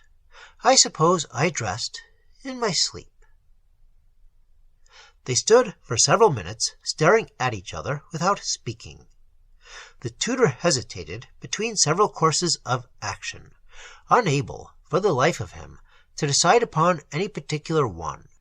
His instinct, on the whole, was to stop nothing, but to encourage all possible expression while keeping rigorous watch and guard. Repression, it seemed to him just then, was the least desirable line to take. Somewhere there was truth in the affair. He felt out of his depth, his authority impaired, and under these temporary disadvantages he might so easily make a grave mistake, injuring instead of helping. While Lord Ernie finished his undressing, he leaned out of the window, taking great draughts of the keen night air, watching the blazing fires and listening to the roar of voices, now dying down into the distance. And the voice of his thinking whispered to him, "Let it all come out. Repress nothing. Let him have the entire adventure. If it's nonsense, it can't injure, and if it's true, it's inevitable." He drew his head in and moved towards the door. "Then it's settled," he said quietly, as though nothing unusual had happened. "We'll go up there tomorrow night, with Monsieur Layson to show us the way. And you'll go to sleep now, won't you? For tomorrow we may be up very late. Promise me, Bindy." "I'm dead tired," came the answer from the sheets.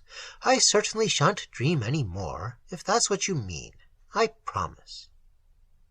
Hendricks turned the light out and went softly from the room. He could always trust the boy. "Good night, Bindy," he said. "Good night," came the drowsy reply. Upstairs, he lingered a long time over his own undressing, listening, waiting, watching for the least sound below. But nothing happened. Once, for his own peace of mind, he stole stealthily downstairs to the boy's door. Then, reassured by the heavy breathing that was distinctly audible, he went up finally and got into bed himself. The night was very still now. It was cool, and the stars were brilliant over lake and forest and mountain. No voices broke the silence. He only heard the tinkle of the little streams beyond the vineyards, and by midnight he was sound asleep. Chapter 6. And next day broke as soft and brilliant as though October had stolen it from June. The Alps gleamed through an almost summery haze across the lake. The air held no hint of coming winter, and the Jura Mountains wore the true blue of memory in Hendricks' mind. Patches of red and yellow splashed the great pine woods here and there where beech and ash put autumn in the vast dark carpet. The tutor woke clear-headed and refreshed. All that had happened the night before seemed out of proportion and unreasonable.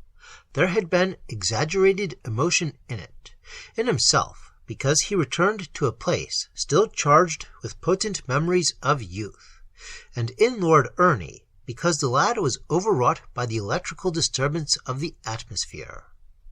The nearness of the ancestral halls, which they both disliked, had emphasized it.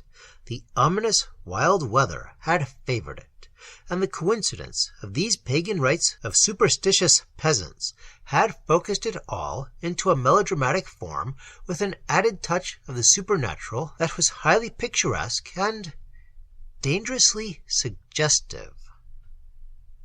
Hendricks recovered his common sense. Judgment asserted itself again.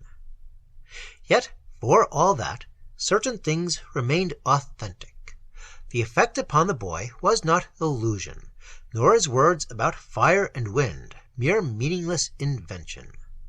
There hid some undivined and significant correspondence between the gaps in his deficient nature and these two turbulent elements. The talk with Layson, as the conduct of his wife, remained authentic. Those facts were too steady to be dismissed, the pasteur too genuinely in earnest to be catalogued in dream. Neither daylight nor common sense could dissipate their actuality.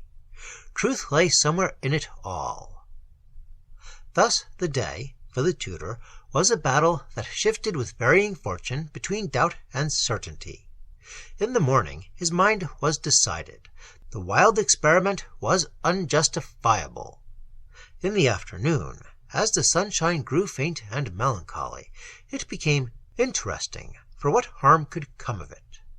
But towards evening, when shadows lengthened across the purple forests, and the trees stood motionless in the calm and windless air, the adventure seemed, as it had seemed the night before, not only justifiable, but right and necessary. It only became inevitable, however, when, after tea together on the balcony, Lord Ernie, mentioning the subject for the first time that day, asked pointedly what time the pastor expected them to supper. Then, noticing the flash of hesitancy in his companion's eyes, added in his strange, deep voice, "You promised we should go." Withdrawal after that was out of the question. To retract would have meant, for one thing, final loss of the boy's confidence, a possibility not to be contemplated for a moment. Until this moment, no word of the preceding night had passed the lips of either. Lord Ernie had been quiet and preoccupied, silent rather, but never listless. He was peaceful, perhaps subdued a little, yet with a suppressed energy in his bearing that Hendricks watched with secret satisfaction. The tutor, closely observant, detected nothing out of gear. Life stirred strongly in him. There was purpose, interest, will. There was desire, but there was nothing to cause alarm.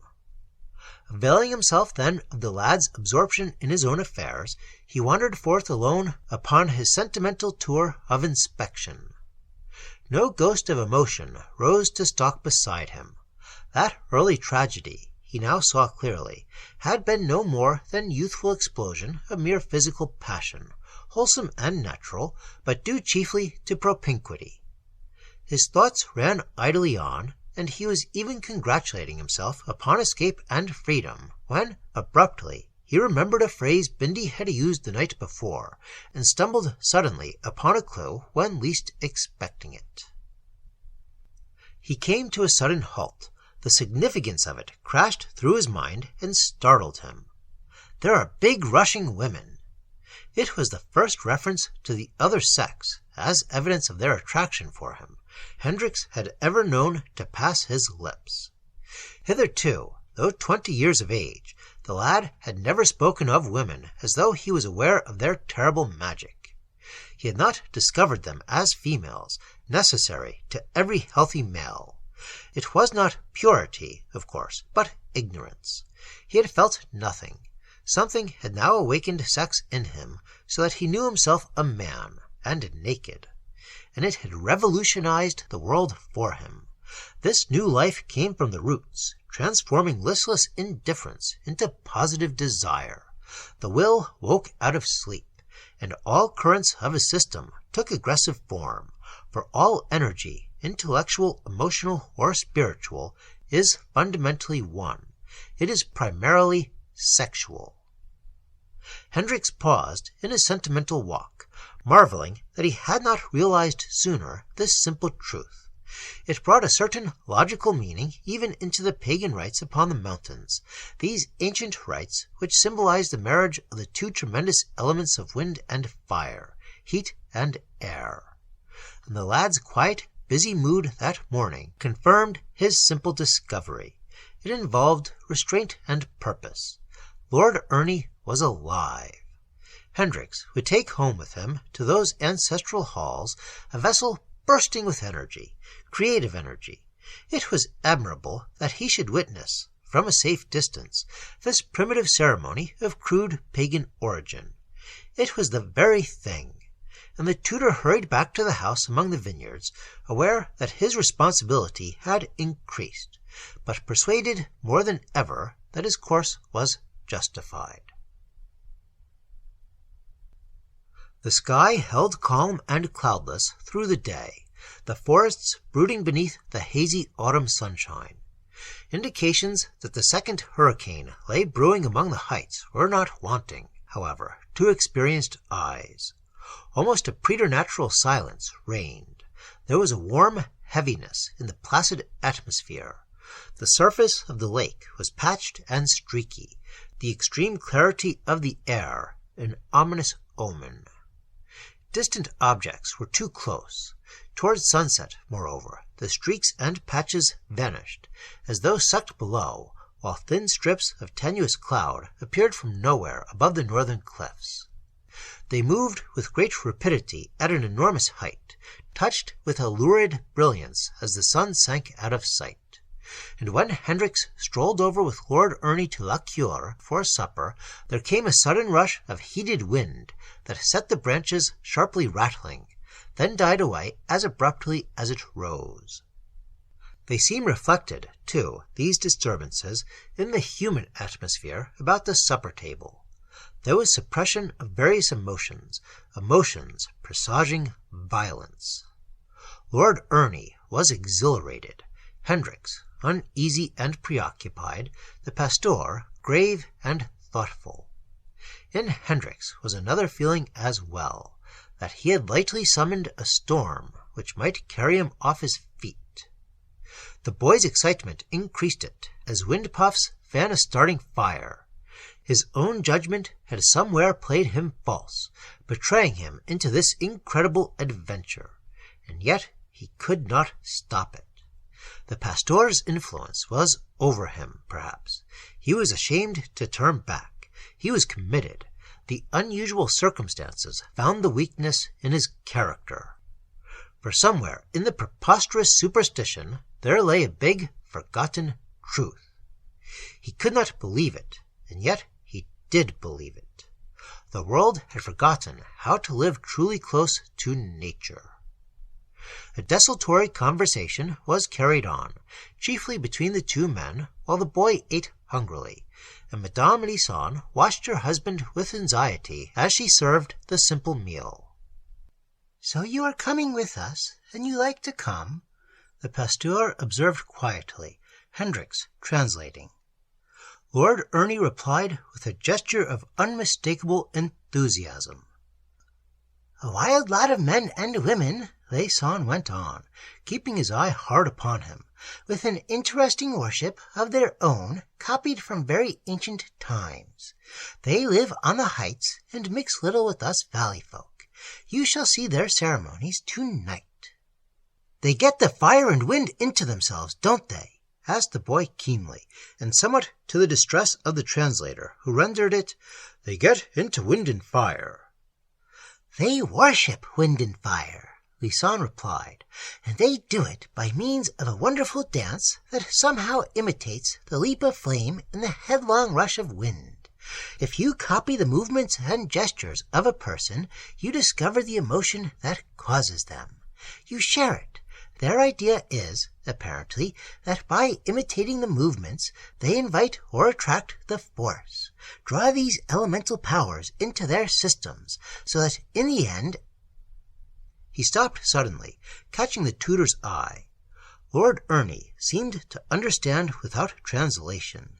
He had laid down his knife and fork, and was leaning forward across the table, listening with deep absorption.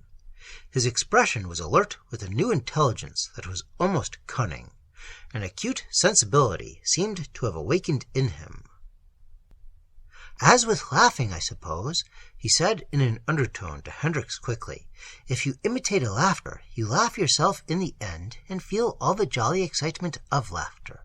Is that what he means?" The tutor nodded with assumed indifference.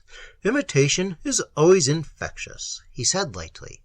"But, of course, you will not imitate these wild people yourself, Bindy. We'll just look on from a distance." "From a distance?" repeated the boy, obviously disappointed. "What's the good of that?" A look of obstinacy passed across his altered face. Hendricks met his eyes squarely. "At a circus," he said firmly, "you just watch. You don't imitate the clown, do you?"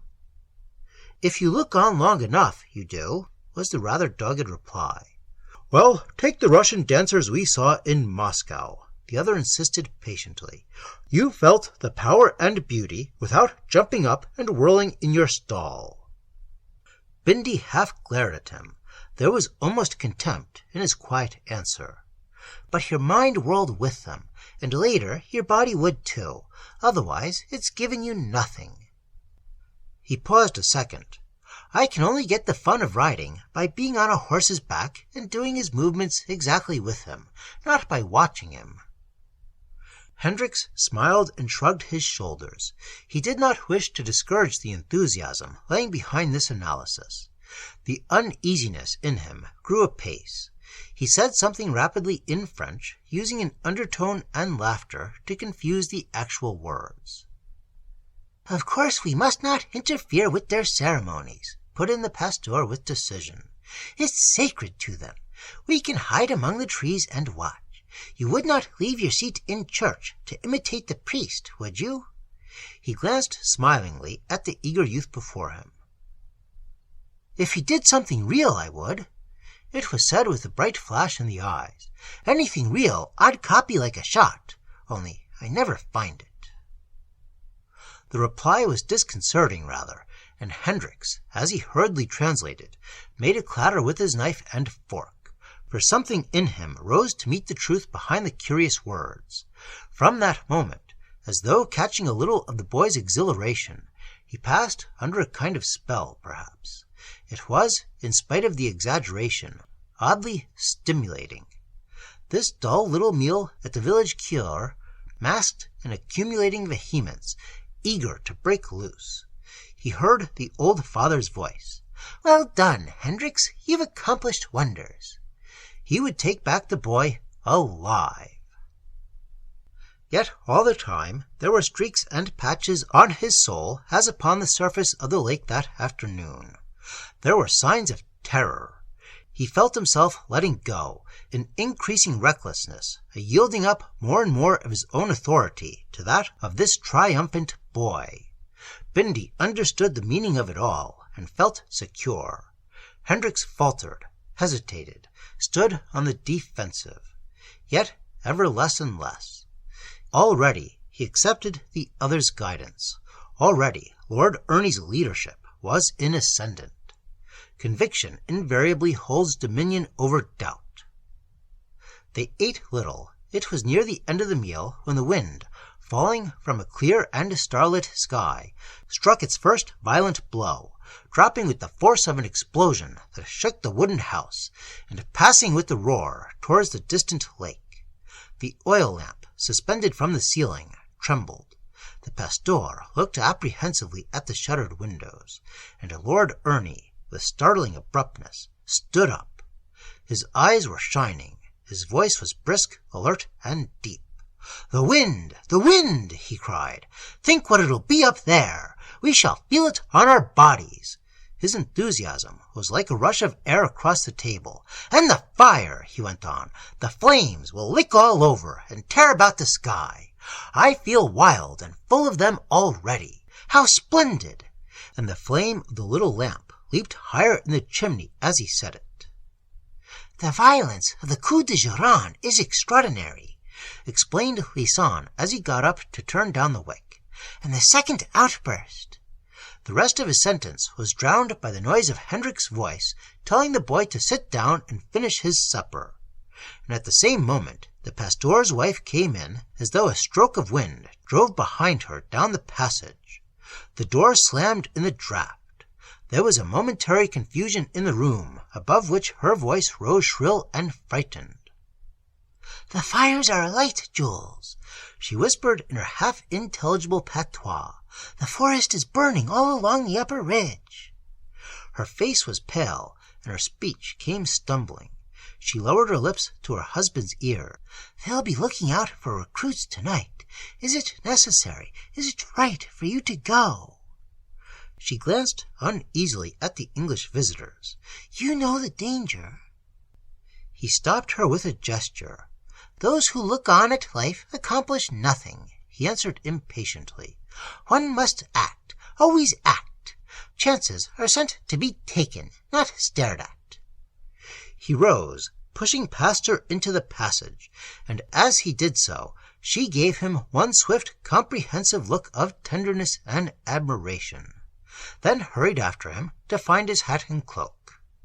Willingly she would have kept him at home that night, yet gladly, in another sense, she saw him go.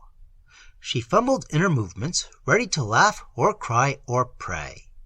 Hendricks saw her pain and understood. It was singular how the woman's attitude intensified his own misgivings. Her behavior, the mere expression of her face alone, made the adventure so absolutely real. 3 minutes later they were in the village street. Hendricks and Lord Ernie, the latter impatient in the road beyond, saw her tall figure stoop to embrace him. "I shall pray all night. I shall watch from my window for your return. God, who speaks from the whirlwind, and whose pathway is the fire, will go with you. Remember the younger men. It is ever the younger men that they seek to take." Her words were half hysterical. The kiss was given and taken. The open doorway framed her outline a moment. Then the buttress of the church blotted her out, and they were off.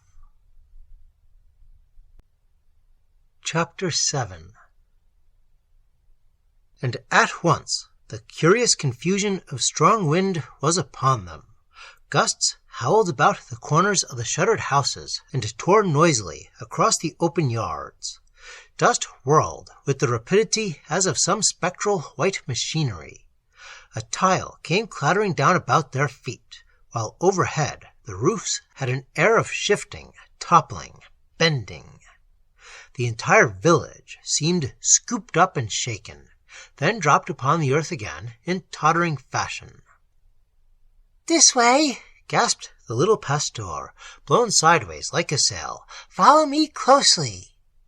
Almost arm in arm at first, they hurried down the deserted street, past lampless windows and tight-fastened doors, and soon were beyond the cabaret in that open stretch between the village and the forest where the wind had unobstructed way. Far above them ran the fiery mountain ridge. They saw the glare reflected in the sky as the tempest first swept them all three together, then separated them in the same moment. They seemed to spin or whirl. "It's far worse than I expected," shouted their guide. "Here, give me your hand." Then found, once disentangled from his flapping cloak, that no one stood beside him. For each of them it was a single fight to reach the shelter of the woods, where the actual ascent began. An instant the pastor seemed to hesitate. He glanced back at the lighted window of La Cure across the fields, at the line of fire in the sky, at the figure disappearing in the blackness immediately ahead. "Where's the boy?" he shouted. "Don't let him get too far in front. Keep close. Wait till I come." They staggered back against each other. "Look how easily he slipped ahead already." "This howling wind!" Hendricks shouted as they advanced side by side, pushing their shoulders against the storm. The rest of the sentence vanished into space. Lisanne shoved him forward, pointing to where, some 20 yards in front, the figure of Lord Ernie, head down, was battling eagerly with the hurricane. Already he stood near to the shelter of the trees, waving his arms with energy towards the summits where the fire blazed. He was calling something at the top of his voice, urging them to hurry. His voice rushed down upon them with a pelt of wind. "Don't let him get away from us," bawled Lisanne, holding his hands cupwise to his mouth. "Keep him in reach. He may see, but he must not take part." A blow full in the face that smote him like the flat of a great sword clapped the sentence short. "That's your part. He won't obey me." Hendricks heard it as they plunged across the wind-swept reach, panting, struggling, forcing their bodies sideways like two-legged crabs against the terrific force of the descending joran. They reached the protection of the forest wall without further attempt at speech. Here there was sudden peace and silence, for the tall, dense trees received the tempest's impact like a cushion, stopping it. They paused a moment to recover breath. But although the first exhaustion speedily passed, that original confusion of strong wind remained, in Hendricks' mind at least. For wind violent enough to be battled with has a scattering effect on thought and blows the very blood about. Something in him snapped its cables and blew out to sea. His breath drew in an impetuous quality from the tempest each time he filled his lungs. There was agitation in him that caused an odd exaggeration of the emotions. The boy, as they came up, leaped down from a boulder he had climbed. He opened his arms, making of his cloak a kind of sail that filled and flapped. "At last!" he cried, impatient, almost vexed. "I thought you were never coming. The wind blew me along. We shall be late." The tutor caught his arm with vigor. "You keep by us, Ernest. Do you hear now? No rushing ahead like that. Lison's the guide, not you." He even shook him, but as he did so, he was aware that he himself resisted something that he did not really want to resist, something that urged him forcibly. A little more, and he would yield to it with pleasure, with abandon, finally with recklessness. A reaction of panic fear ran over him. "It was the wind, I tell you," cried the boy, flinging himself free with a hint of insolence in his voice. "For it's alive. I mean to see everything. The wind's our leader, and the fire's our guide." He made a movement to start on again. "You'll obey me," thundered Hendricks, "or else you'll go home. Do you understand?" With exasperation, yet with uneasy delight, he noted the words Bindy made use of. It was in him that he might almost have uttered them himself. He stepped already into an entirely new world. Exhilaration caught him even now. Putting the brake on was mere pretense. He seized the lad by both shoulders and pushed him to the rear, then placed himself next, so that Lison moved in front and led the way. The procession started, diving into the comparative shelter of the forest. "Don't let him pass you," he heard in rapid French. "Guide him, that's all. The power's already in his blood. Keep yourself in hand as well, and follow me closely." The roar of the storm above them carried the words clean off the world. Here in the forest they moved, it seemed, along the floor of an ocean whose surface raged with dreadful violence. Any moment one or the other of them might be caught up to that surface and whirled off to destruction. For the procession was not one with itself. The darkness, the difficulty of hearing what each said, the feeling, too, that each climbed for himself, made everything seem at sixes and sevens. And the tutor, the secret exultation growing in his heart, denied the anxiety that kept it pace, and battled with his turbulent emotions, a divided personality. His power over the boy, he realized, was gravely weakened. A little time ago they had seemed somehow equal. Now, however, a complete reversal of the relative positions had taken place. The boy was sure of himself, while Lison led at a steady mountaineer's pace on his wiry, short-bowed legs. Hendricks, a yard or two behind him, stumbled a good deal in the darkness. Lord Ernie, forever on his heels, eager to push past. But Bindy never stumbled. There was no flagging in his muscles. He moved so lightly and with so sure a tread that he almost seemed to dance, and often he stopped aside to leap a boulder or to run along a fallen trunk. Path there was none.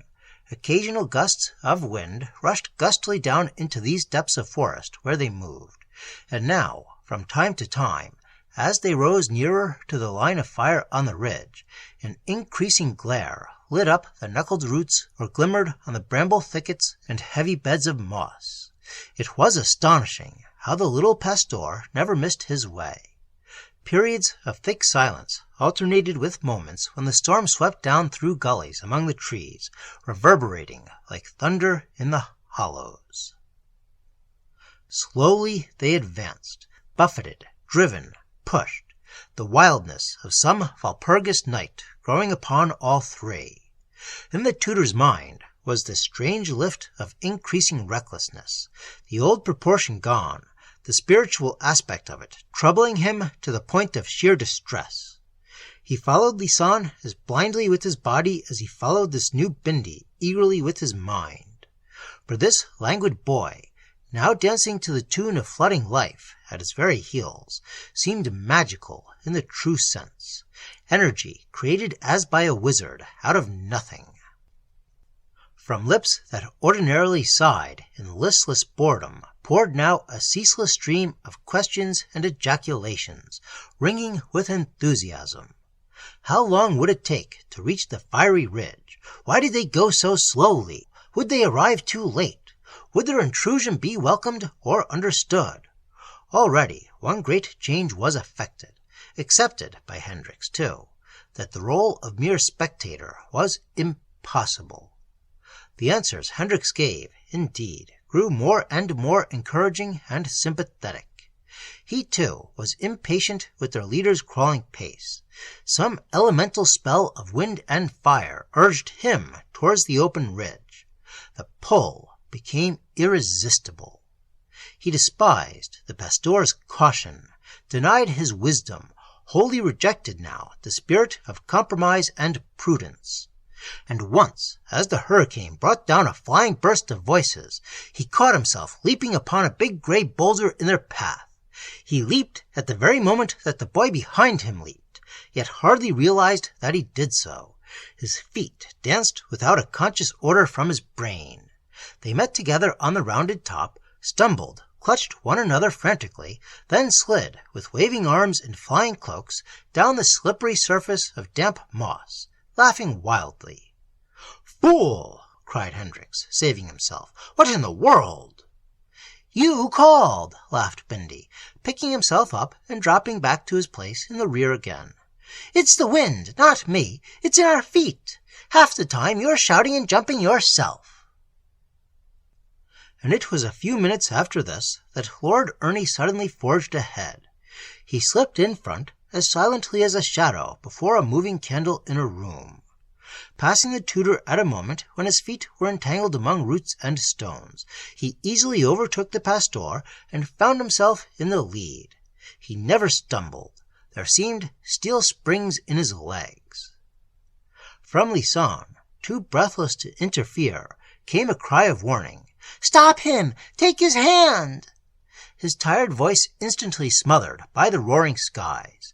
He turned to catch Hendricks by the cloak. "You see that?" he shouted in alarm. "For the love of God, don't lose sight of him. He must see, but not take part. Remember!" And Hendricks yelled after the vanishing figure, "Bindy, go slow! Go slow! Keep in touch with us!" But he quickened his pace instantly, as though to overtake the boy. He passed his companion the same minute and was out of sight. "I'll wait for you," came the boy's shrill answer through the thinning trees, and a flare of light fell with it from the sky, for the final climb of a steep 500 feet had now begun, and overhead the naked ridge ran east and west with its line of blazing fires. Boulders and rocky ground replaced the pines and spruces. "But you'll never find the way!" shouted Lisanne, while a deep trumpeting roar of the storm beyond muffled the remainder of the sentence. Hendricks heard the next words close beside him from a clump of shadows. He was in touching distance of the excited boy. "The fires and the singing guide me. Only a fool could miss the way." "But you are—" He swallowed the unuttered word. A new, extraordinary respect was suddenly in him. That tall, virile figure, instinct with life, springing so cleverly through the choking darkness, guiding with decision and intelligence almost infallible. It was no fool that led them thus. He hurried after till his very sinews ached. His eyes, troubled and confused, strained through the trees to find him. But these same trees now fled past him in a torrent. "Bindy! Bindy!" he cried at the top of his voice, yet not with the imperious tone the situation called for. The sentence dropped into a lull of wind. Instead of command, there was entreaty, almost supplication, in it. "Wait for me! I'm coming! We'll see the glorious thing together!" And then suddenly the forest lay behind him, with a belt of open pasture land in front below the actual ridge. He felt the first great draught of heat, as a line of furnaces burst their doors with a mighty roar and turned the sky into a blaze of golden daylight. There was a crackling as of musketry. The flare shot up and burned the air about him, and the voices of a multitude, as yet invisible, drove through it like projectiles on the wind. This was the first impression, wholesale and terrific, that met him as he paused an instant on the edge of the sheltering forest and looked forward. Lisann and Lord Ernie seemed to leave his mind, forgotten in this first attack of splendor, but forgotten, as it were, the first with contempt, the latter with an overwhelming regret. For the pasteur's mistake in that instant seemed obvious. In half measures lay the fatal error, and in compromise the danger. Bindy all along had known the better way and followed it. The lukewarm was the worthless. "Bindy, boy, where are you? I'm coming!" And stepping onto the grassy strip of ground, soft to his feet, he met a wind that fell upon his body with a shower of blows from all directions at once and beat him to his knees. He dropped, it seemed, into the cover of a sheltering rock, for there followed then a moment of sudden and delicious stillness, in which the weary muscles recovered themselves and thought grew slightly steadier. Crouched thus close to the earth, he no longer offered a target to the hurricane's attack. He peered upwards, making a screen of his hands. The ridge, some 50 feet above him, he saw, ran in a generous platform along the mountain crest. It was wide and flat. Between the enormous fires of piled-up wood that stretched for half a mile coiled a medley of dense smoke and tearing sparks. No human beings were visible, and yet he was aware of crowding life quite near. On hands and knees, crawling painfully, he then slowly retreated again into the shelter of the forest he had sought to leave. He stood up. The awful blaze was veiled by the roof of branches once more. But as he rose, seizing a sapling to steady himself by, 2 hands caught him with violence from behind, and a familiar voice came shouting against his ear. Lisann, panting, disheveled and half-broken with the speed, stood beside him. "The boy! Where is he? We're just in time!" He roared the words to make them carry above the din. "Hurry! Hurry! I'll follow! My older legs! See, for the love of God, that he is not taken! I warned you!" And for a second, as he heard, Hendricks caught at the vanished sense of responsibility again.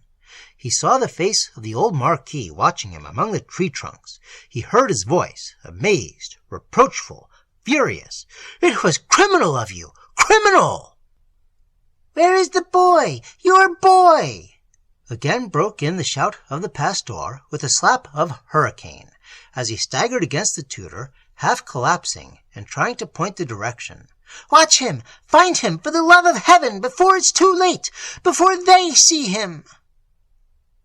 The tutor's normal and responsible self dived out of sight again as he heard the cry of weakness and alarm.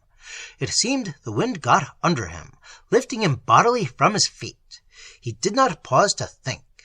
Like a man midway in a whirling prize fight, he felt dazed but confident, only conscious of one thing, that he must hold out to the end, take part in all the splendid fighting, win.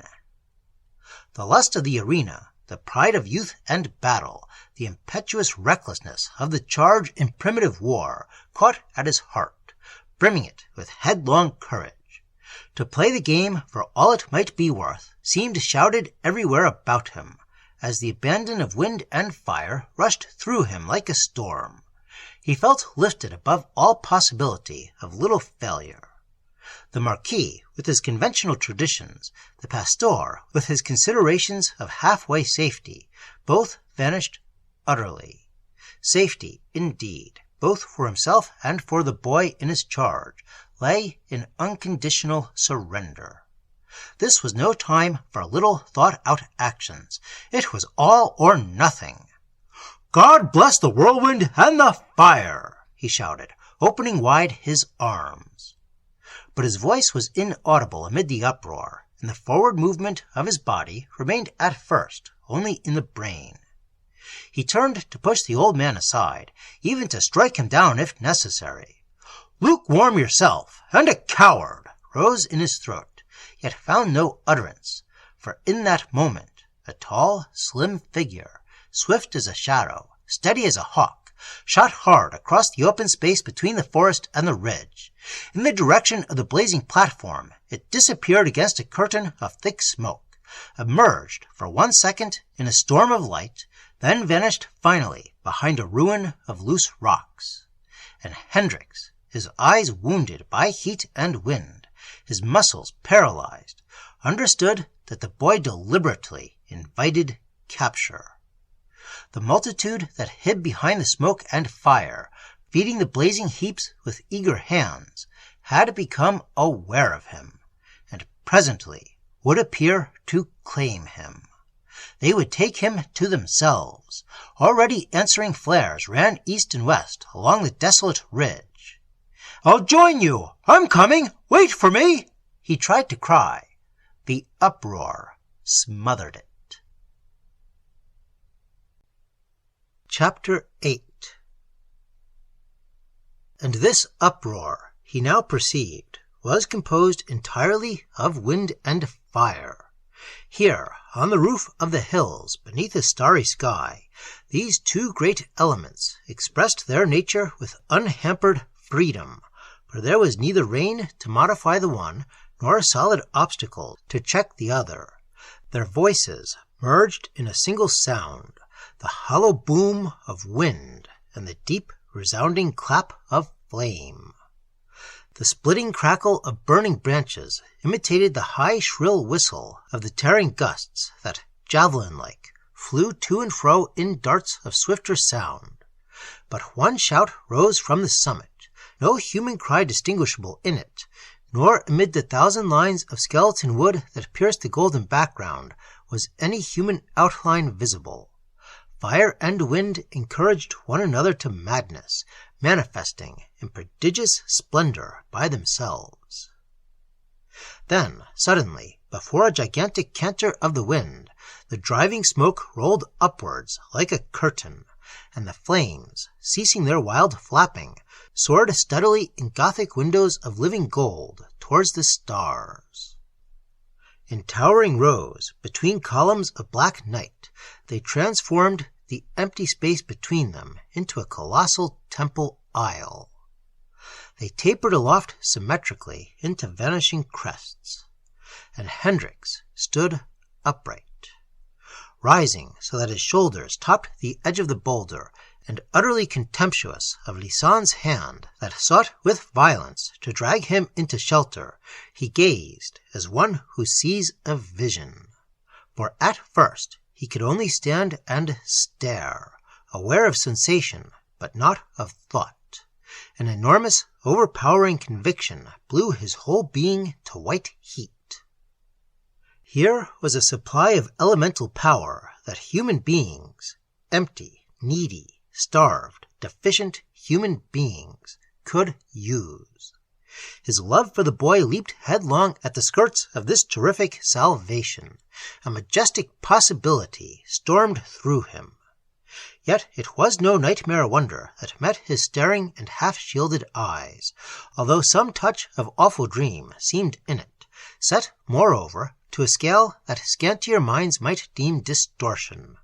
The heat from some 30 fires, placed at regular intervals, made midnight quiver with immense vibrations.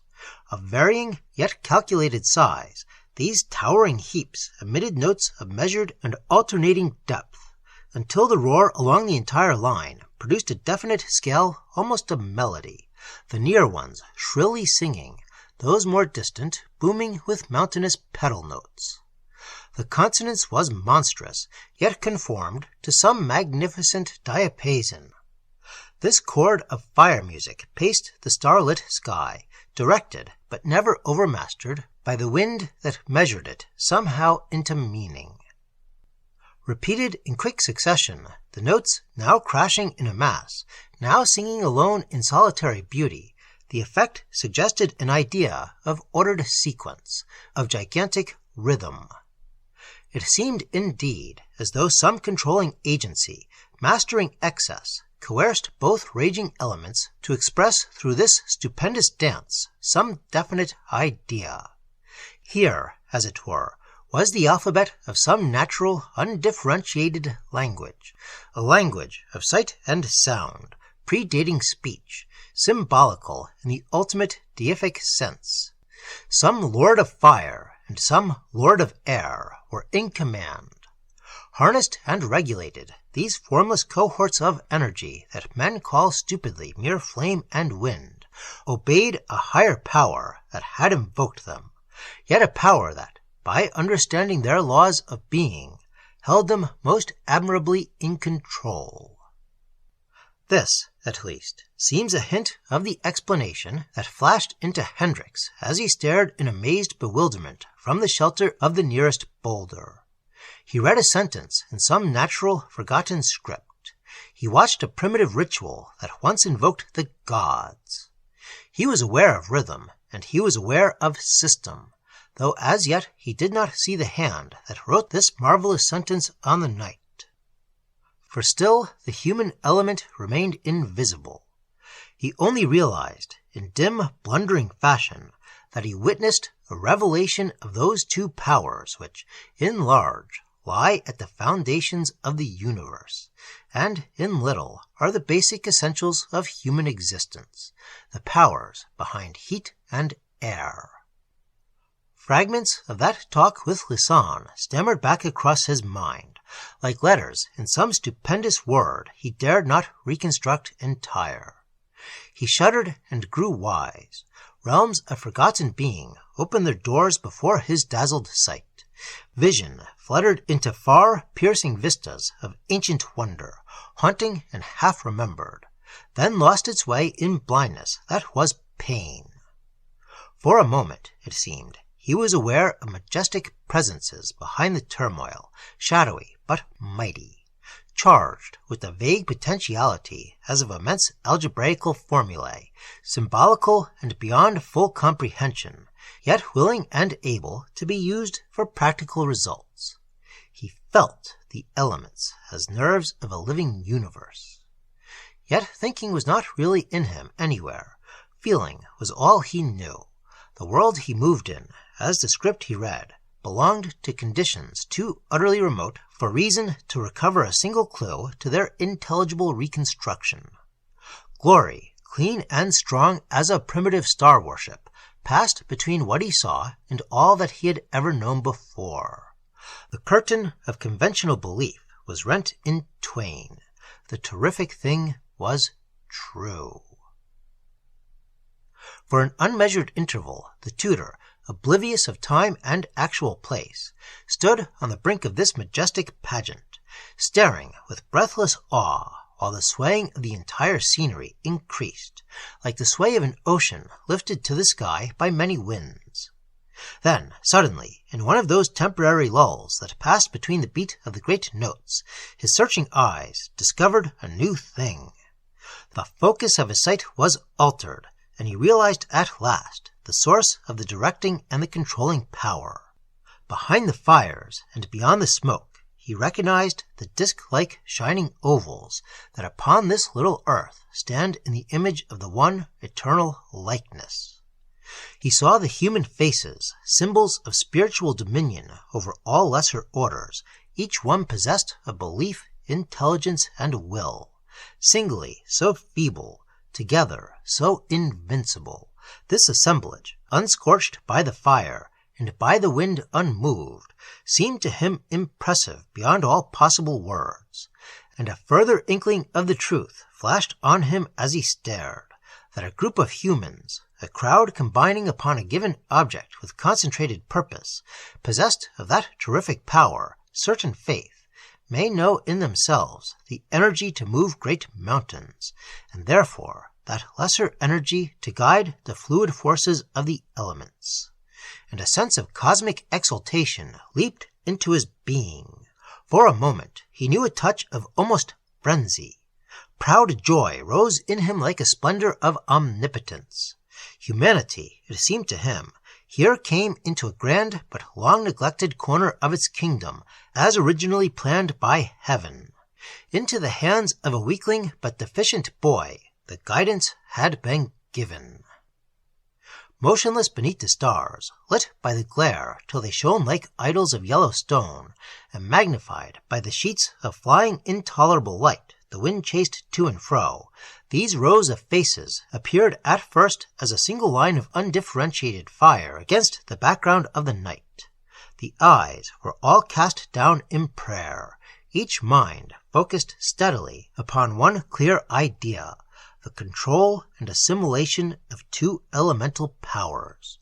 The crowd was one, feeling was one, desire, command, and certain faith were one. The controlling power that resulted was irresistible. Then came a remarkable concerted movement. With one accord, the eyes all opened, blazing with reflected fire. 100 human countenances rose in a single shining line. The men stood upright, swarthy faces tanned by sun and wind, heads uncovered, hair and beards tossing in the air, turned all one way, mouths opened too. There came a roar that even the hurricane could not drown, a word of command, it seemed, that sprang into the pulses of the dancing elements and reduced their turmoil to a wave of steadier movement. And at the same moment, 100 bodies, naked above the waist, arms outstretched and hands with the palms held upwards, swayed forwards through the smoke and fire. They came towards the spot where, half concealed from view, the tutor crouched and watched. And Hendricks, thinking himself discovered, first quailed, then rose to meet them. No power to resist was in him. It was rather willing response that he experienced. He stepped out from the shelter of the boulder and entered the brilliant glare. Hatless himself, shoulders squared, cloak flying in the wind, he took 3 strides towards the advancing battalion, then, undecided, paused. For the line, he saw, disregarded him, as though he were not there at all. It was not him the worshipper sought. The entire troop swept past, to a point some 50 feet below, where the end of the ridge broke out of the thinning trees. Beautiful as a curving wave of flame, the figures streamed across the narrow open space with a drilled precision as of some battle line, and Hendricks, with a sense of wild, secret triumph, saw them pause at the brink of the platformed ridge, form up their serried ranks yet closer, then opened 200 arms to welcome someone whom the darkness should immediately deliver. Simultaneously, from the covering trees, the tall, slim shadow of Lord Ernie darted out into the light. "Magnificent!" cried Hendricks, but his voice was smothered instantly in a mightier sound, and his movement forward seemed ineffective stumbling. The 100 voices thundered out a single note. Like a deer, the boy leaped. Like a tongue of flame, he flew to join his own, and instantly was surrounded, borne shoulder high upon those upturned palms, swept back in triumph towards the procession of enormous fires. Wrapped by smoke and sparks, lifted by wind, he became part of the monstrous rhythm that turned that mountain ridge alive. He stood upright upon the platform of interlacing arms. He swayed with their movements as a thing of wind and fire that flew. The shining faces vanished then, turned all towards the blazing piles, so that the boy had the appearance of standing on a wall of living black. His outline was visible a moment against the sky, firelight between his wide-stretched legs, streaming from his hair and horizontal arms, issuing almost, as it seemed, from his very body. The next second he leaped to the ground, ran forward, appallingly close, between 2 heaped-up fires, flung both hands heavenwards, and knelt. And Hendricks, sympathetically following the boy's performance as though his own mind and body took part in it, experienced then a singular result. It seemed the heart in him began to roar. This was no rustle of excited blood that the little cavern of his skull increased, but a deeper sound that proclaimed the kinship of his entire being with the ritual. His own nature had begun to answer. From that moment he perceived the spectacle, not with the senses of sight and hearing separately, but with his entire body synthetically. He became a part of this assembly that was itself one single instrument, a cosmic sounding board for the rhythmical expression of impersonal nature powers. Lisanne, he dimly realized, fixed in his churchy tenets, remained outside, apart and compromising.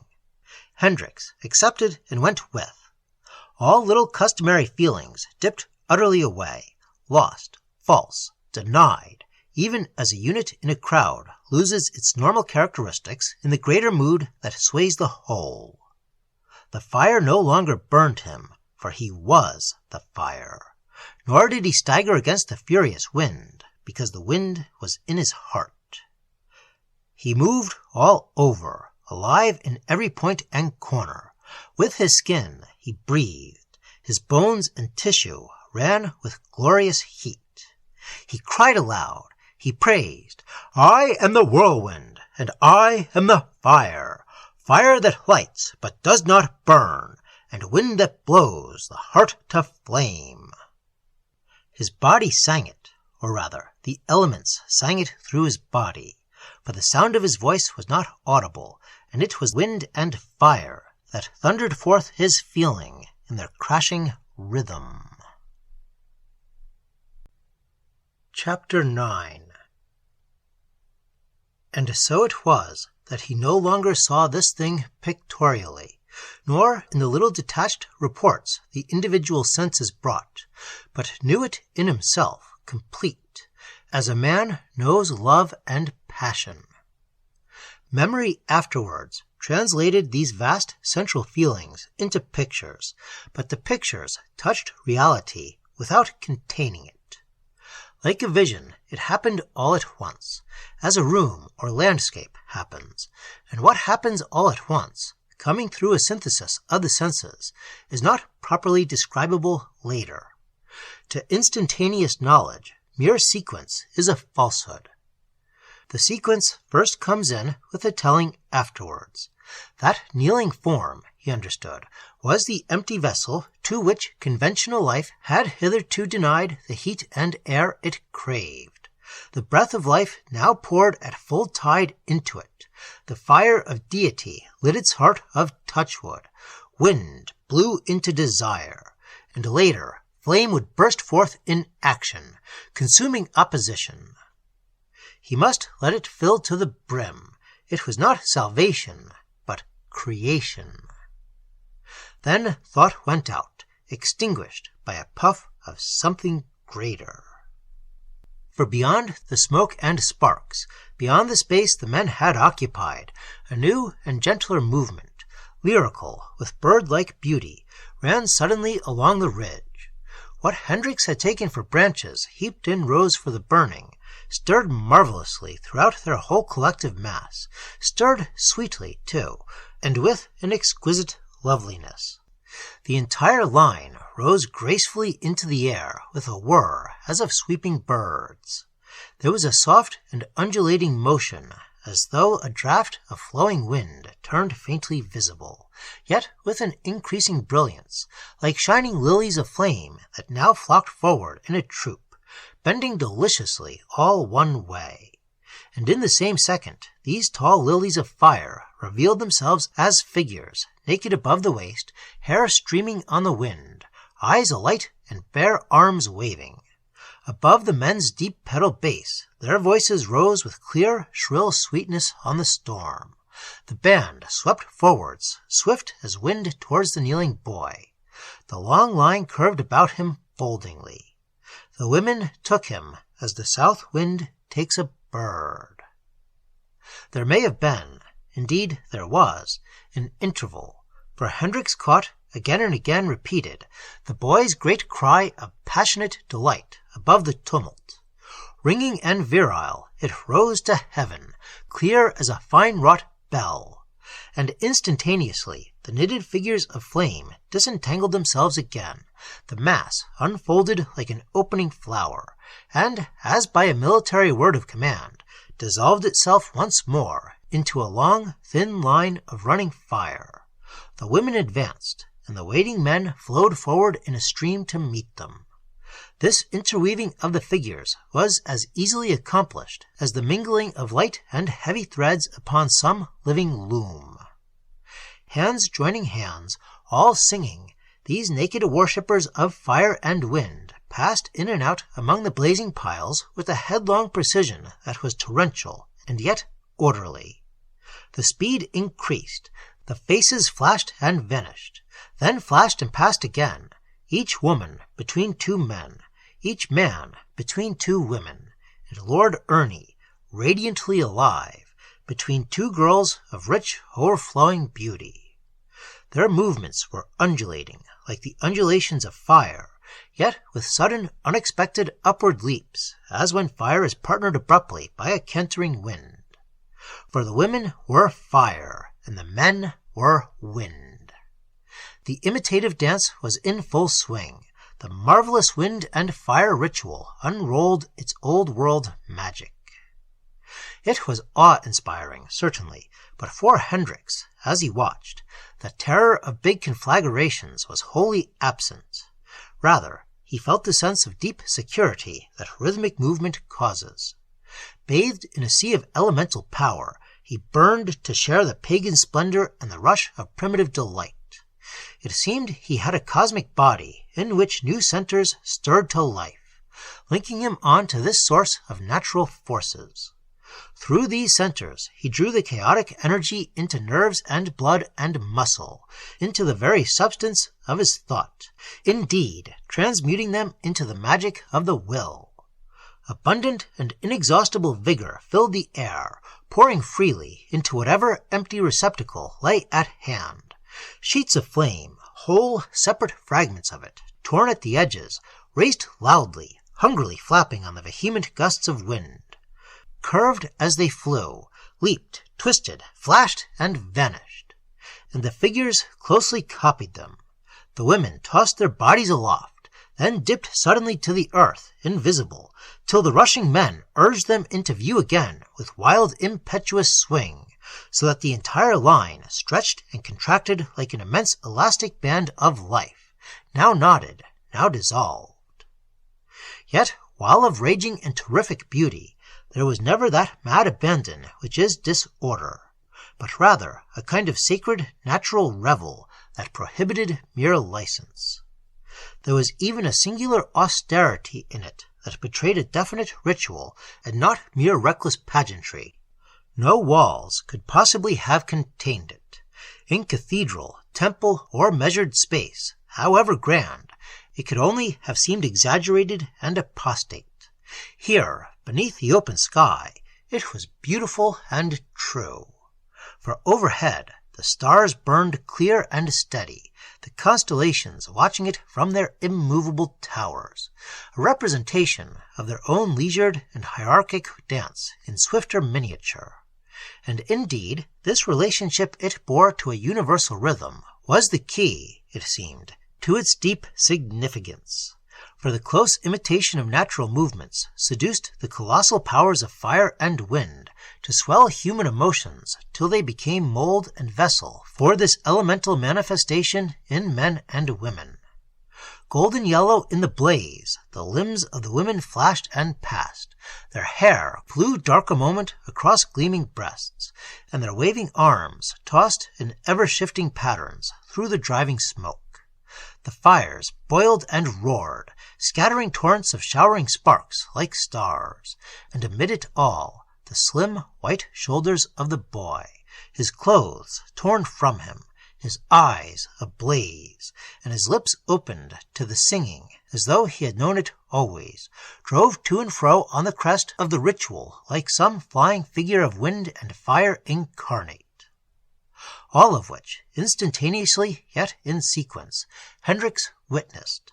Painted upon the wild night sky, a volcanic energy poured through him too, He knew a golden enthusiasm of immeasurable strength, of unconquerable hope, of irresistible delight. Wind set his feet to dancing, and fire swept across his face without a trace of burning. Nature was part of him. He had stepped inside. No obstacle existed that could withstand for a single second the torrential energy that fired his heart and blood. There was lightning in his veins. He could sweep aside life's difficult barriers with the ease of a tornado, and shake the rubbish of doubt and care from the years with earthquake shocks. Empires he could mold and play with nations, drive men and women before him like a flock of sheep, shatter convention and dislocate the machinery time has foisted upon natural energies. He knew in himself the omnipotence of the lesser elemental deities. Yet, as sympathetic observer, he can but have felt a tithe of what Lord Ernie felt. "We are the whirlwind, and we are the fire," he cried aloud with the rushing worshippers. "We are unconquerable and immense. We destroy the lukewarm and absorb the weak, for we can make evil into good by bending it all one way." The roar swept thunderingly past him, catching at his voice and body. He felt himself snatched forward by the wind. The fire licked sweetly at him. It was the final abandonment. He plunged recklessly towards the surge of dancers. Chapter 10.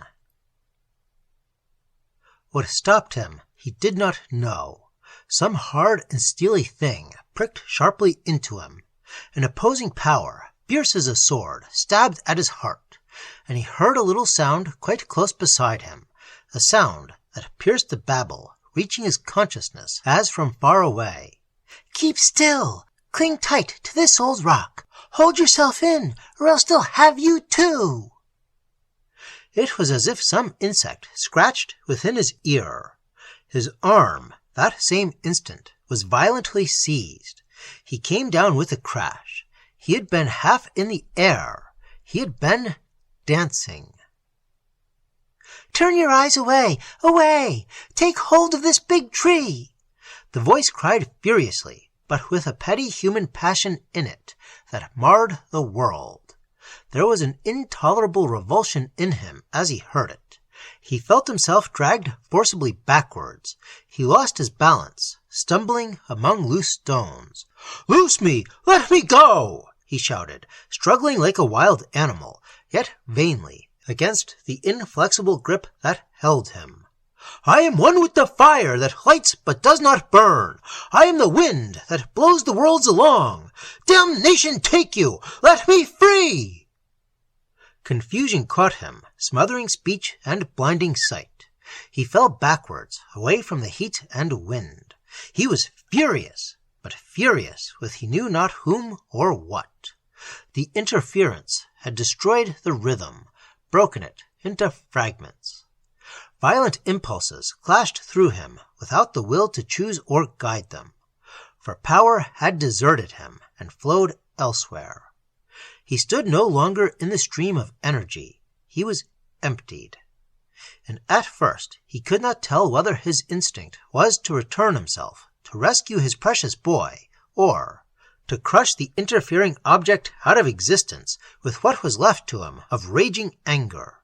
He turned, stood up, and flung the pastor aside with violence. He raised his feet to stamp and kill, when a phrase with meaning darted suddenly across his wild confusion and recalled him to some fragment of truer responsibility and life. "There'll be only violence in him, reckless violence instead of strength, destructive. Save him before it is too late." "It is too late!" he roared in answer. "What devil hinders me?" But his roar was feeble, and his ironed boots refused the stamping. Power slipped wholly out of him. The rhythm poured past instead of through him. Interference had destroyed the circuit. More glimmerings of responsibility came back. He stooped like a drunken man and helped the other to his feet. The rapidity of the change was curious, proving that the spell had been put upon him from without. It was not, as with the boy, mere development of pre-existing tendencies. "Help me!" he implored suddenly instead. "Help me! There has been madness in me. For God's sake, help me to get him out!" It seemed the face of the old Marquis, stern and terrible, broke an instant through the smoky air, black with reproach and anger. And, with a violent effort of the will, Hendricks turned round to face the elemental orgy, bent on rescue. But this time the heat was intolerable and drove him back. The hair, hitherto untouched, now singed upon his head. Fire licked his very breath away. He bent double, covering his face with arms and cloak. "Pray!" shouted Lisanne, dropping to his knees. "It is the only way. My God is higher than this. Pray! Pray!" And automatically Hendricks fell upon his knees beside him, though to pray he knew not how. For no real faith was in him, as in the other, and his eye was far from single. The fast-fading grandeur of what he had experienced still left its pagan tumult in his blood. The pretense of prayer could only have been blasphemy. He watched, instead, letting the other invoke his mighty deity alone, that deity he had served unflinchingly all his life, with faith and fasting, and with belief beyond assault. It was an impressive picture, fraught with passionate drama. On his knees, behind a sheltering boulder, a blackened pine tree tossing scorched branches above his head, this righteous man prayed to his God, sure of his triumphant answer. Hendricks watched with an admiration that made him realize his own insignificance.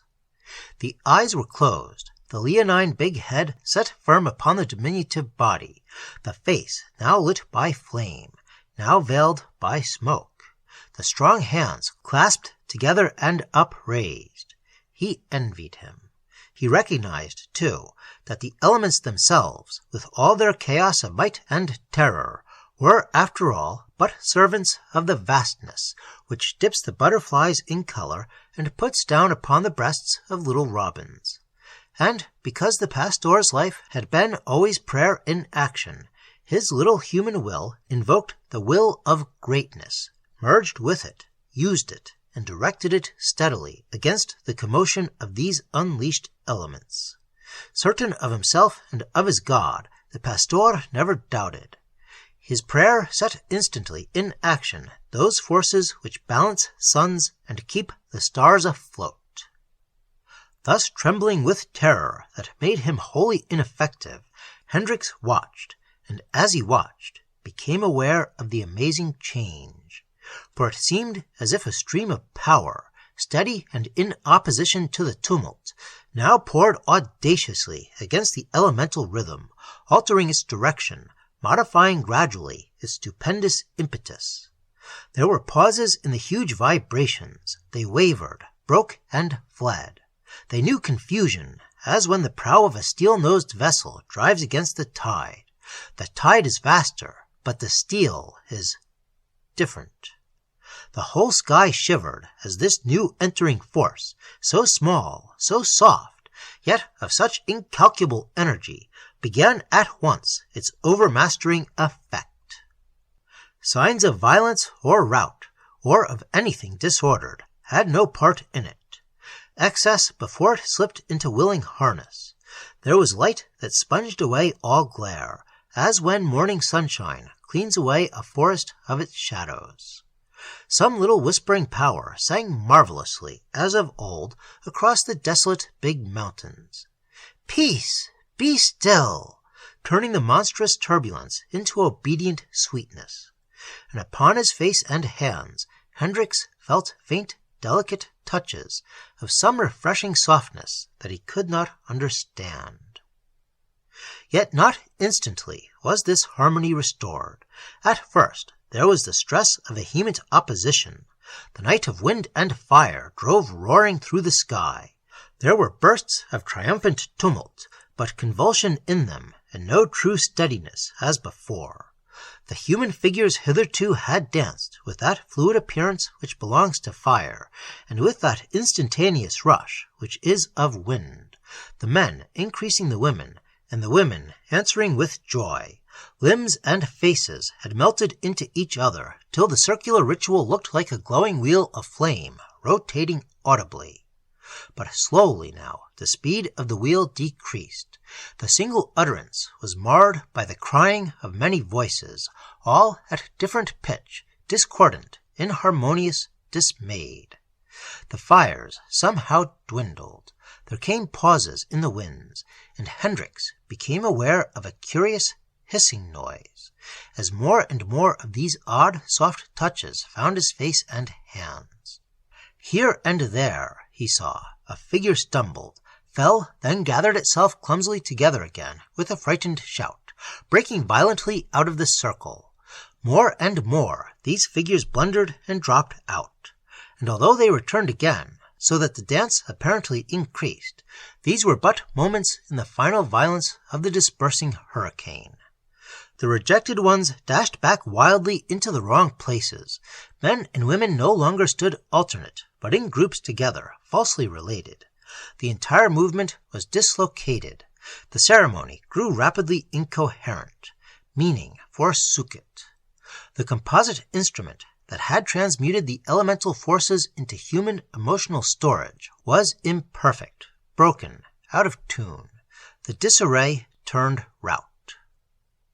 And then it was, while Lisanne continued without ceasing his burning and successful prayer, that his companion, conscious of returning harmony, rose to his feet, aware suddenly that he could also help.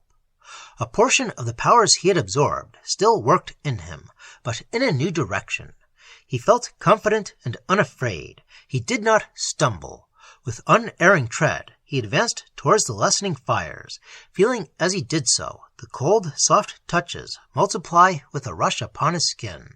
From all sides they came by hundreds, like messengers of help. "Ernest!" he cried aloud, and his voice, though little raised, carried resonantly above the dying turmoil. "Ernest! Come back to us! Your father calls you!" And from 80 faces, hurrying in confusion through the smoke, one paused and turned. It stood apart, hovering as though in air, while the mob of disordered figures rushed in a body along the ridge, plunging like frightened cattle below the farther edge. Then vanishing into thick darkness, they left behind them this one solitary face. A final dying flame licked out at it. A rush of smoke drove past to hide it.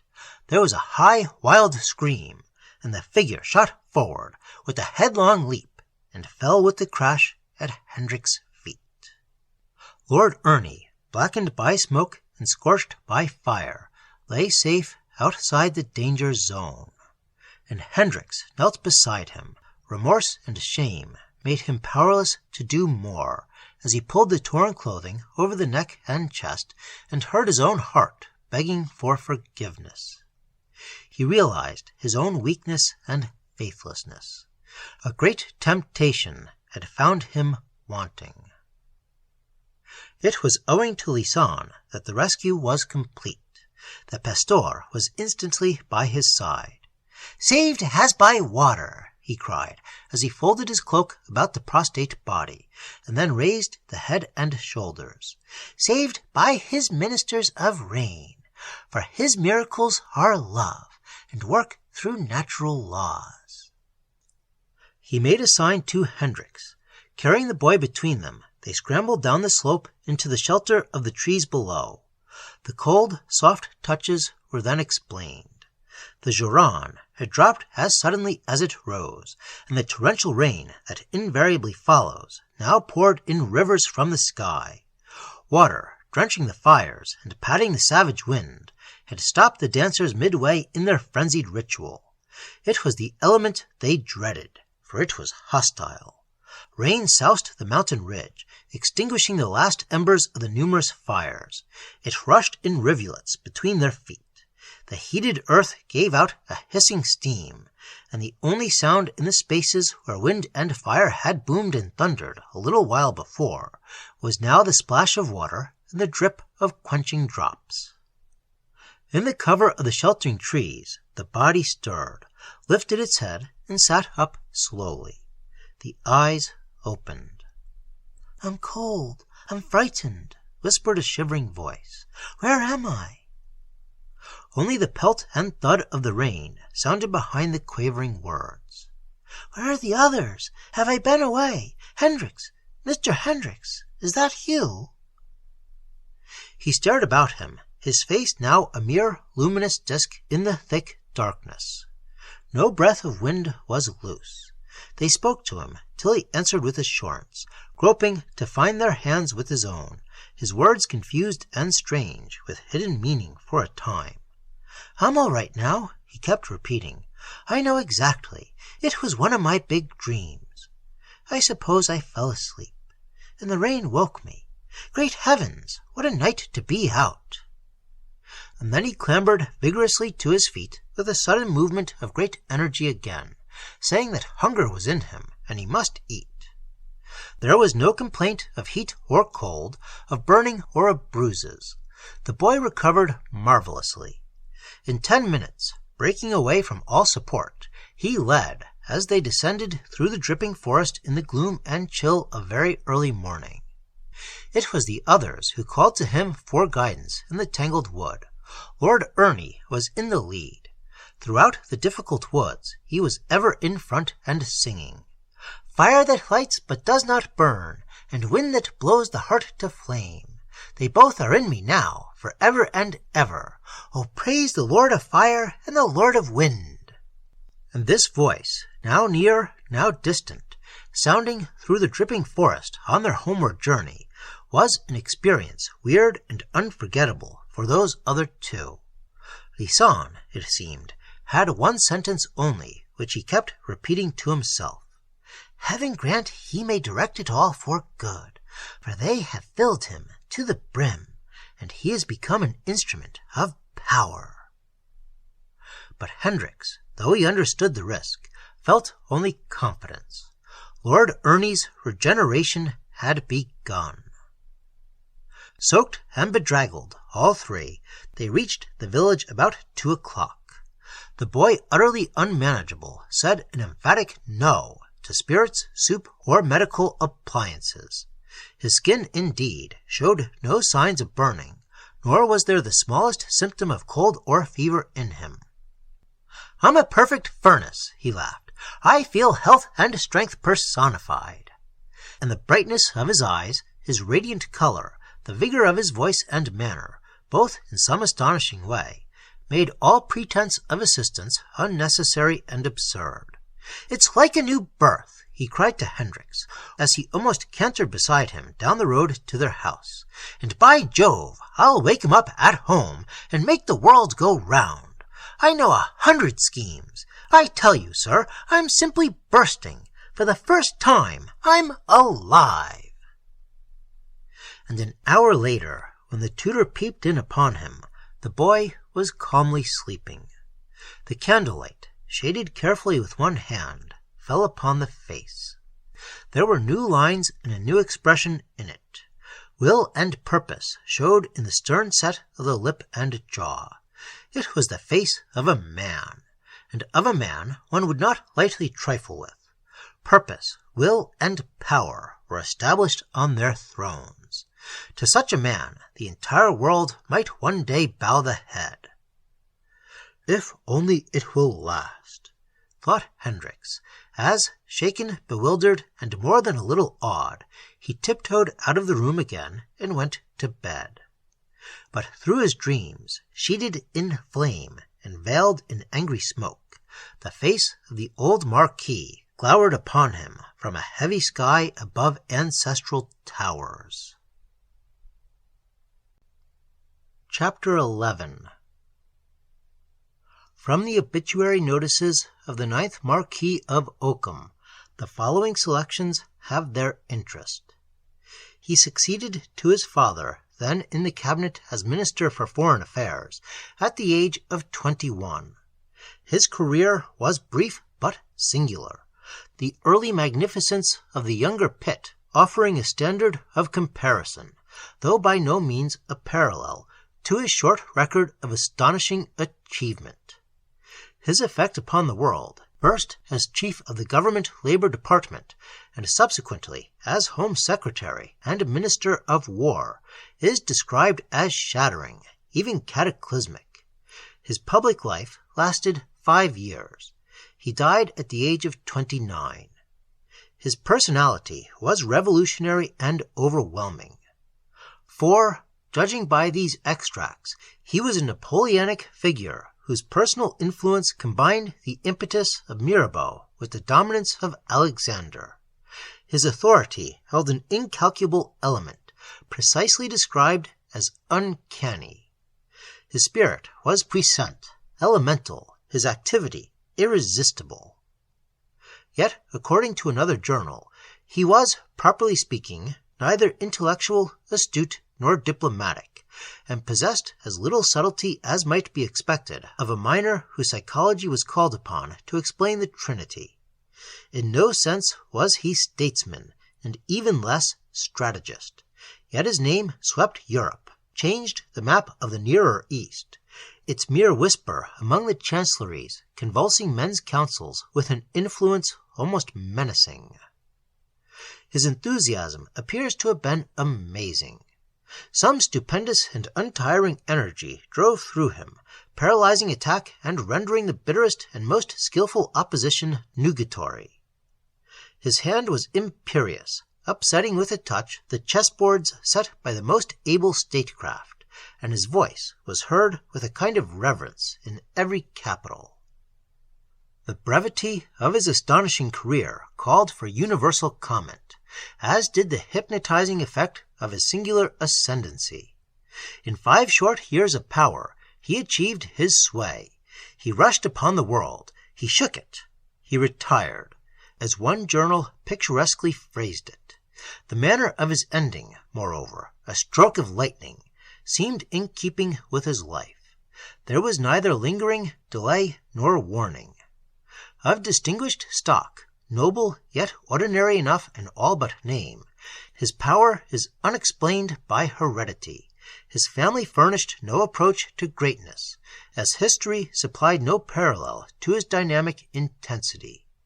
Nor, we are informed, among his near of kin does any inherit his volcanic energy. The world, however, was apparently well relieved of his tumultuous presence, for his influence was generally surveyed as destructive rather than constructive. He was unmarried, and the title went to a nephew. The cheaper journals abounded, of course, in details of his personal and private life that were freely copied into the foreign press, and supply curious material for the student of human nature and the psychologist. The amazing revelations, no doubt, were picturesquely exaggerated, yet the substratum of truth in them all was generally admitted. No contradictions, at any rate, appeared. They read like the story of some primitive wild giant let loose upon the world, primitive because his specific brain power was admittedly of no high order, wild because he was in favor of fierce, spontaneous action, and his mere presence, on occasions, could stir a nation, not alone a crowd, to vehement, terrific methods. His energy seemed inexhaustible, his fire inextinguishable. Legends were rife, even before he died, among the peasantry of his Scotch estates, that he was in league with the devil. His habit of keeping enormous fires in his private rooms, fires that burned day and night from January to December, and in open hearths widened to thrice their natural size, stimulated the growth of this particular myth among those of his personal environment. All manner of stories raged, but it was his strange custom out of doors that provided the diabolical suggestion. For, behind a specially walled-in space on an open ridge, denuded of pines, in a distant part of the estate, a series of gigantic heaps of wood, all ready to ignite, were, it was said, kept in a state of constant preparedness, and on stormy nights, especially when winds were high, and invariably at the period of the equinoctial tempests, his lordship would himself light these tremendous bonfires, and spend the nocturnal hours in their blazing presence, communing, the stories variously relate, with the witches at their Sabbath, or with hordes of fire spirits who emerged from the bottomless pit in order to feed his soul with their unquenchable supplies. From these nightly orgies, it seems clear, at any rate, he returned at dawn with a splendor of energy that no one could resist, and with a mien whose grandeur invited worship rather than inspired alarm. His biography, it was further stated, would be written by Sir John Hendricks, Baronet, who began life as private secretary to his father, the 8th Marquis, but whose rapid rise to position was due to his intimate association as trusted friend and adviser to the subject of these obituary notices. The biography, however, had not appeared within 5 years of Lord Oakham's sudden death, and curiosity is only further stimulated by the suggestive whisper that it never will and never can appear.